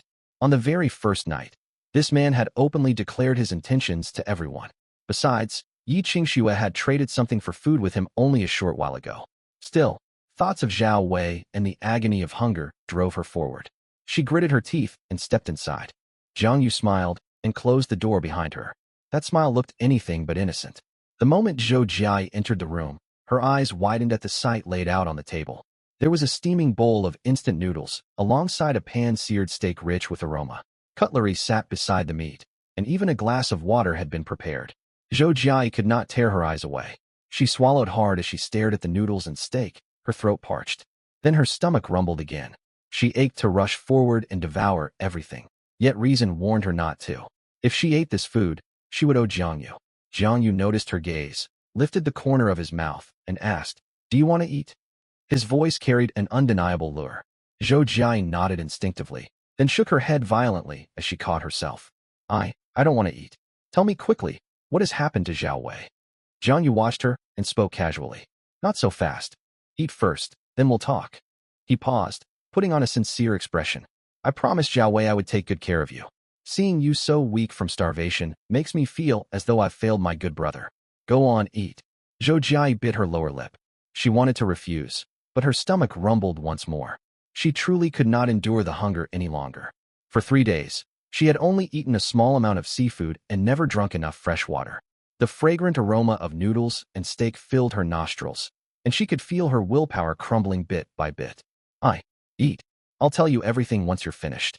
Jiang Yu walked over to the table, pulled out a chair, and gestured for her to sit. After several seconds of hesitation, Zhou Jiai finally stepped forward and sat down. She picked up her chopsticks, carefully taking a small mouthful of noodles. It tasted like the most exquisite delicacy she had ever known. Next, she cut off a piece of steak and popped it into her mouth. After that, she could hold back no longer and began eating greedily.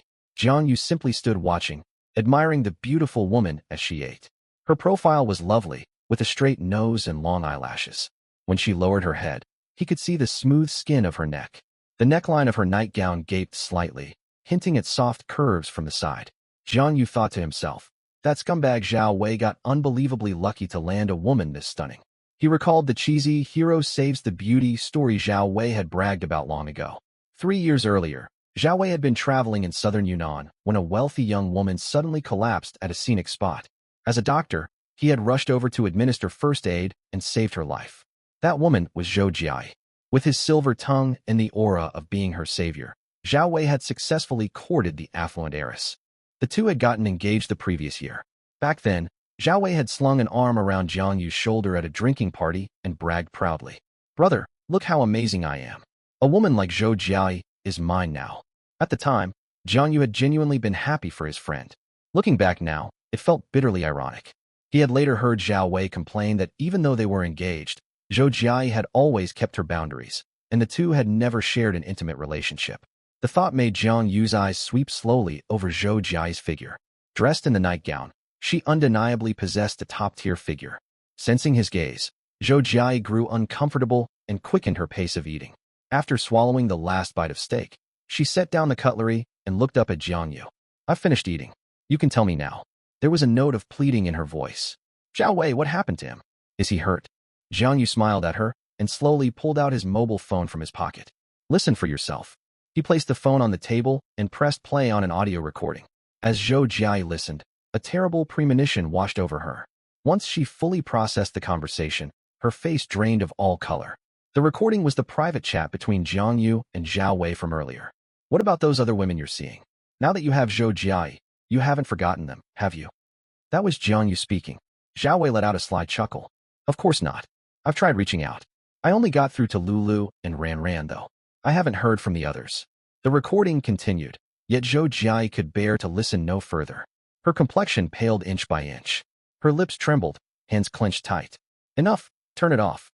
She recognized Zhao Wei's voice. Learning he had other women made her unable to endure any more, terrified of hearing something even more revolting. Her whole body shook. Tears welled up in her eyes, yet she stubbornly refused to let them fall. He has other women? More than one." Her voice came out hoarse, as if she was asking Jiang Yu, and also speaking to herself.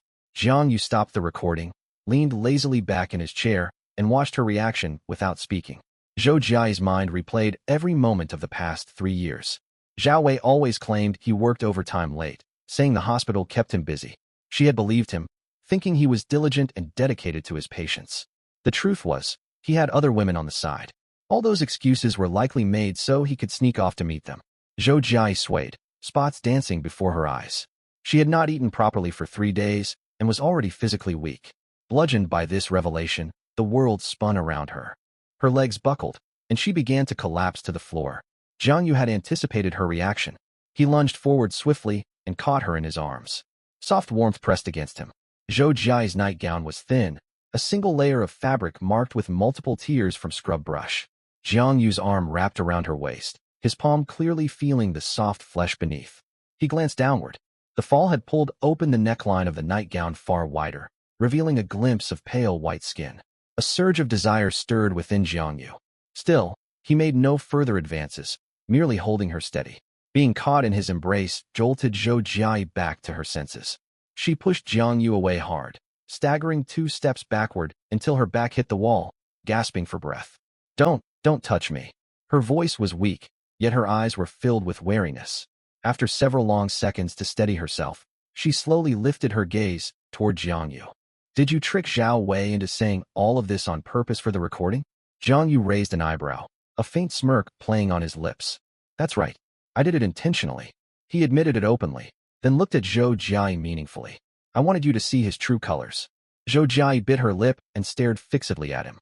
Jiang Yu took 2 steps forward, his gaze intense as he stated his intention plainly. "I won't hide what I'm after.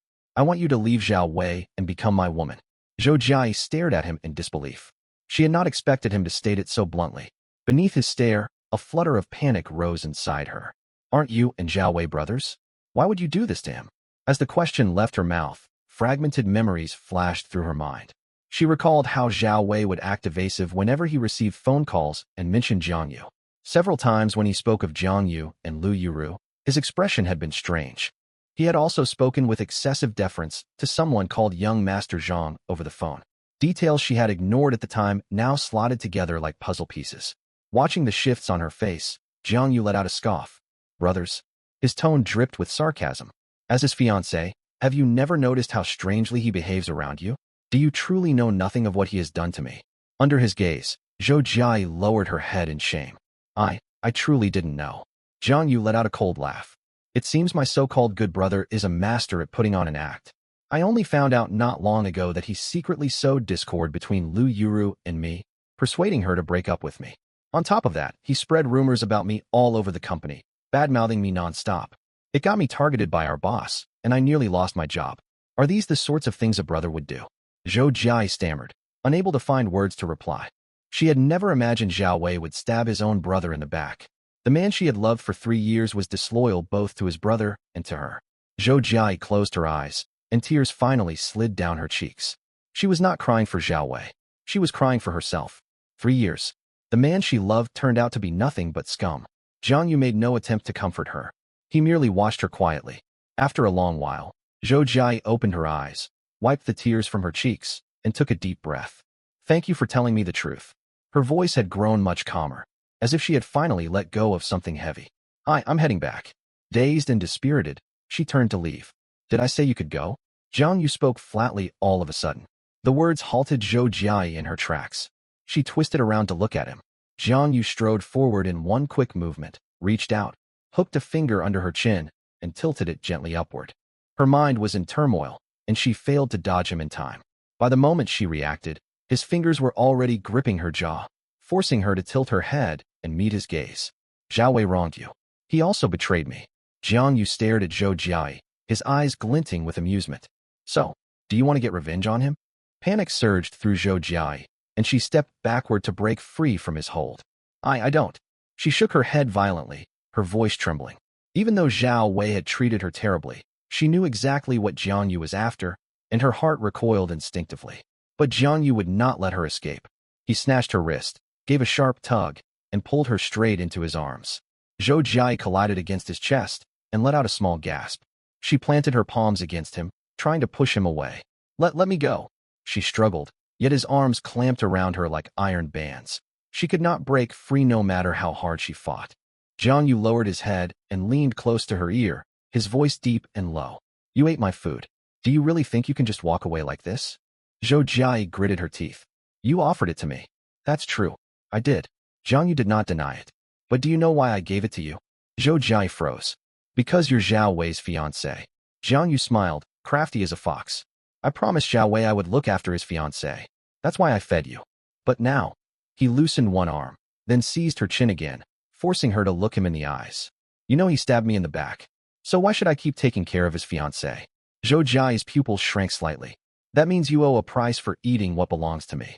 Zhou Jia stared at Jiang Yu in disbelief. You're shameless. How are you any different from Zhao Wei? She sensed there was no escape for her today. This man was overwhelmingly dominant, and she was like a lamb trapped in the jaws of a wolf. Yet strangely, she did not feel quite as repulsed as she ought to. Could it be that deep down, I actually want revenge against Zhao Wei? She wondered. At her words, Jiang Yu did not grow angry. Instead, he laughed. A difference. He looked down at Zhou Jia held within his embrace, his tone mocking. Don't you think that line is ridiculous? Whether it's the apocalypse or the old world, men like Zhao Wei thrive. What about me? I used to be a decent man, and I still got dumped by a woman, and it was my best friend who stole her from me. So why should I keep being the good guy? Now have you made up your mind? Will you become mine and get revenge on Zhao Wei? Jiang Yu's voice dripped with temptation. You already owe a debt for eating my supplies. Doesn't it feel a little easier to accept when you think of it that way? Zhou Jia's face turned ashen.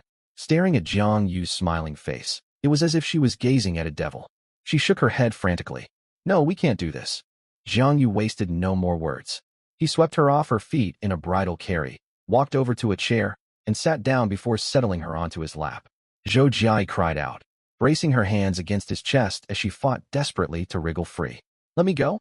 Let me go. Stay still. Jiang Yu's voice suddenly turned cold. Startled by the sharp shift in his tone, Zhou Jia froze mid-struggle and looked up at him. His gaze was icy, leaving no doubt he was not joking. If you move one more time, I'll spank you. I've already cut you plenty of slack. Don't test my patience. Terror drained the color from Zhou Jia's face. She opened her mouth to speak, but when she met his frigid eyes, every word died on her tongue. She truly dared not move an inch. The thought of the punishment he had threatened silenced her completely. Good girl. He made no further advances, and the smile returned to his features. Are you still holding on a hope for him? Let me let you hear exactly what your fiancé is busy with right now. Zhou Jiai's pupils contracted. She shook her head quickly. I'm not. What are you planning to do? Be quiet. Zhang Yu shot her a warning glance. No matter what you hear next, do not make a sound. Otherwise, don't blame me for being ruthless. Zhou Jia bit her lip and said nothing. Zhang Yu opened his private chat interface, located Zhao Wei, and sent a call request. The connection came through after only a few seconds. Zhao Wei's voice crackled out, filled with urgency. Buddy, you've kept me waiting ages. Did you manage to get some food? Zhang Yu had turned on speakerphone. Zhou Jia heard every word crystal clear. Yet hearing Zhao Wei's voice now brought none of the sweetness it once had. A faint revulsion stirred inside her instead. She unconsciously held her breath. Zhang Yu spoke casually. What's the rush? How can I not be in a hurry? I'm starving to death. Zhao Wei's voice was hoarse. Our group found an oasis yesterday, but several other teams showed up and fought over the water source. I only got a little to drink. We hunted a few beasts, but there are so many people in our party. Only a few scraps of meat made it to me. I'm practically wasting away. Buddy, you can't leave me to die out here. Zhang Yu smiled and focused his mind. A small fish vanished from his bucket. I'm sending you a fish. The moment he finished speaking, an exclamation burst from the other end of the line. Holy hell. Fish, it's a fish. Excitement saturated Zhao Wei's tone. Great buddy, you're the best. You've got my gratitude. Even though the fish only weighed half a kilo, Zhao Wei sounded ecstatic. Zhang Yu spoke meaningfully. Don't mention it. You've earned this. Consider it payment. He glanced down at Zhou Jia in his arms. Zhou Jia bit her lip, a flush creeping onto her cheeks, yet she dared not utter a sound. Zhao Wei noticed nothing amiss on their end. Food occupied every thought in his head. Buddy, do you have any more? Send me some extra. One fish isn't nearly enough, and I've got several teammates with me. Zhang Yu raised an eyebrow. Supplies on the island get used up fast. I still need to feed your fiancé. Besides, Yi Qingxue and Zhao Mingqi are mine now, and I have to provide for them too. I'll send more once I catch new fish. What? Yi Qingxue and Zhao Mingqi? You won them over. Jealousy tinged Zhao Wei's voice before he laughed. Congratulations, buddy. You've got the formidable female executive and Liao Hai's woman both now. Then he added, hurry up, I won't last much longer. Thanks for looking after Jai. I'll work like a mule for you from now on, buddy. Once, those words would have filled Zhou Jia with warmth. Now, they struck her as bitterly sarcastic. Zhang Yu glanced at her and curled his lip. Don't be such a stranger. By the way, she's been trying to reach you. Why can't she get through? Zhao Wei let out a sheepish chuckle. You know how it is. There are plenty of other women out there. I'm either marching or fighting nonstop, and they all message me. I simply can't keep up with everyone. Zhou Jia lifted her head sharply, her lips clamped tight. Her body trembled. Those words had shaken her to the core. Zhang Yu glanced at her and asked casually, what about those other women of yours? Do you want me to take care of them too? I suppose they're short on food as well. Zhou Jia held her breath, eager to hear Zhao Wei's reply. Buddy, you truly are my best friend. Lulu and Ran Ran are having such a hard time, and it weighs on my conscience. If you can spare food for them, I'd be endlessly grateful. Rage flared in Zhou Jia's beautiful eyes, as if fire was about to burst forth. Her fingernails dug into her palms, and her whole body shook. Sensing her turmoil, Zhang Yu stroked her back gently to soothe her. He could feel the woman in his arms stiffen. He decided to fan the flames further. You're quite the ladies' man, even in the apocalypse. Aren't you afraid Zhou Jia will find out? Zhou Jia pricked up her ears, waiting for his response. What right does she have to blame me? We've been engaged for a year, and she won't even let me touch her. Every time I try to get close, she says we have to wait until marriage. Think about it. I'm a man with needs. If she won't satisfy me, I look elsewhere. This is all her fault. Zhou Jia's face turned deathly pale. She had never imagined Zhao Wei thought of her this way.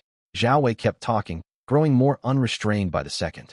Buddy, you're living the dream now, surrounded by so many stunning women, every single one a beauty.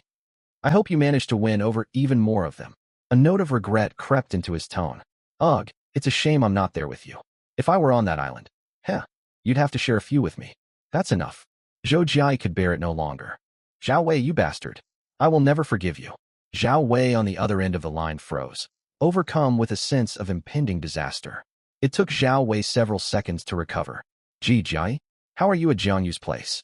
Panic and guilt colored his voice. Zhao Wei, if I hadn't come here, I never would have known what kind of man you really are. You liar.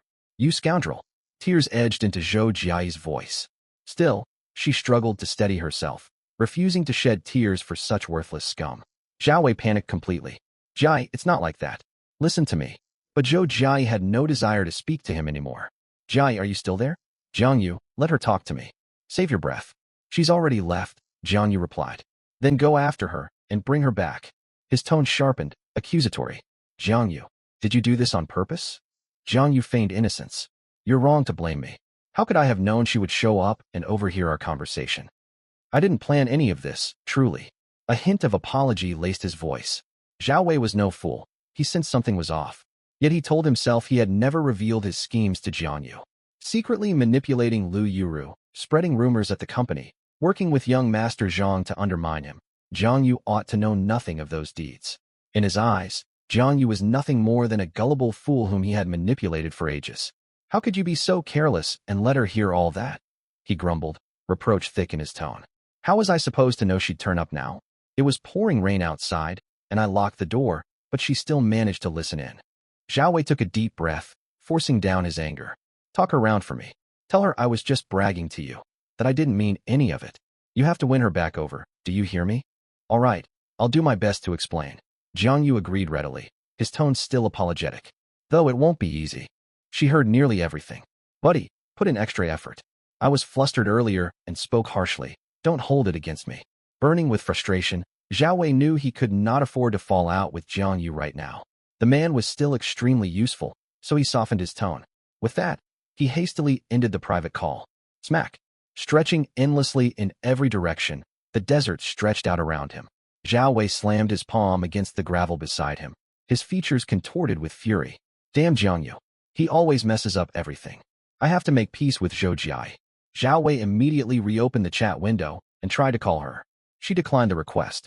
He sent several messages after that. Jai, please listen to me. Everything I said was nonsense. I love you. You know that. The messages vanished into silence, receiving no reply. Bitch. Zhao Wei cursed and closed the chat interface. Truth be told, whether Zhou Jai forgave him was not what truly worried him. This was the apocalypse. They might never cross paths again, so why waste energy worrying about that? What terrified him was the possibility that Zhou Jai, enraged, might turn to Jiang Yu. The mere thought was unbearable. Hatred blazed in his eyes. He had been engaged to Zhou Jai for a whole year and barely even held her hand. There was no way he would let Jiang Yu reap all the rewards for nothing. In his opinion, Jiang Yu was nothing but a useless loser. In career and love alike, Jiang Yu had never measured up to him. His current luck was nothing more than a fluke, the triumph of a nobody. If Zhou Jai became his woman? No, absolutely not. Zhao Wei gritted his teeth and swore silently to himself. Jiang Yu, you'd better not set your sights on Zhou Jai. If you do, I will kill you the moment I get the chance. Zhao Wei, what are you loitering over there for? Get over here. The ferocity instantly vanished from Zhao Wei's face. He plastered on an obsequious smile and scurried over. Coming right away. Brother Dao, what do you need me to do? Back inside Jiang Yu's cabin, Zhou Jai had not left at all. A bleak look had settled over her features, her eyes vacant as if her soul had fled her body. Jiang Yu stared down at her without speaking. He felt no sympathy for her whatsoever. She had chosen this man herself. She had no one else to blame. She had spent 3 years with Zhao Wei. Could she truly never see what he was? She had simply been blinded by love. He looked at the woman in his embrace and spoke. Well, have you made your decision now? Do you want to get thorough revenge on Zhao Wei? Zhou Jai's body trembled. She lifted her head, and light slowly returned to her beautiful eyes. Tears rolled down her cheeks, yet they were thin. She had drunk too little water these past few days, leaving only faint streaks upon her skin. All at once, she laughed. The sound carried self-mockery, bitterness, and an unspoken, steely resolve. She fixed her gaze on Jiang Yu, her voice suddenly calm. You just want me, don't you? Then what are you waiting for? Didn't Zhao Wei say it was all my fault for refusing him, driving him to seek other women? He betrayed me. I'm going to make him regret it. Jiang Yu looked at her, the corners of his mouth slowly lifting. Why would he ever turn this down? Without hesitation, he swept her into a bridal carry and strode toward the bathroom. Didn't you just take a shower? Zhou Jai asked involuntarily, her voice shaking.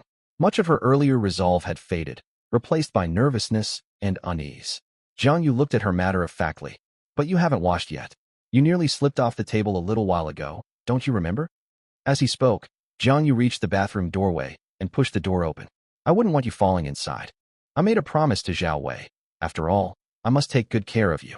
He paused, looking down at Zhou Jiai in his arms with a meaningful smile. And that means I'll look after you all the way to the end. Zhou Jiai's cheeks flamed red. She understood exactly what Jiang Yu implied. Still, she did not struggle, letting him carry her into the bathroom. Soon after, the sound of running water echoed from within. After some time, the water fell silent. Yet neither of them emerged.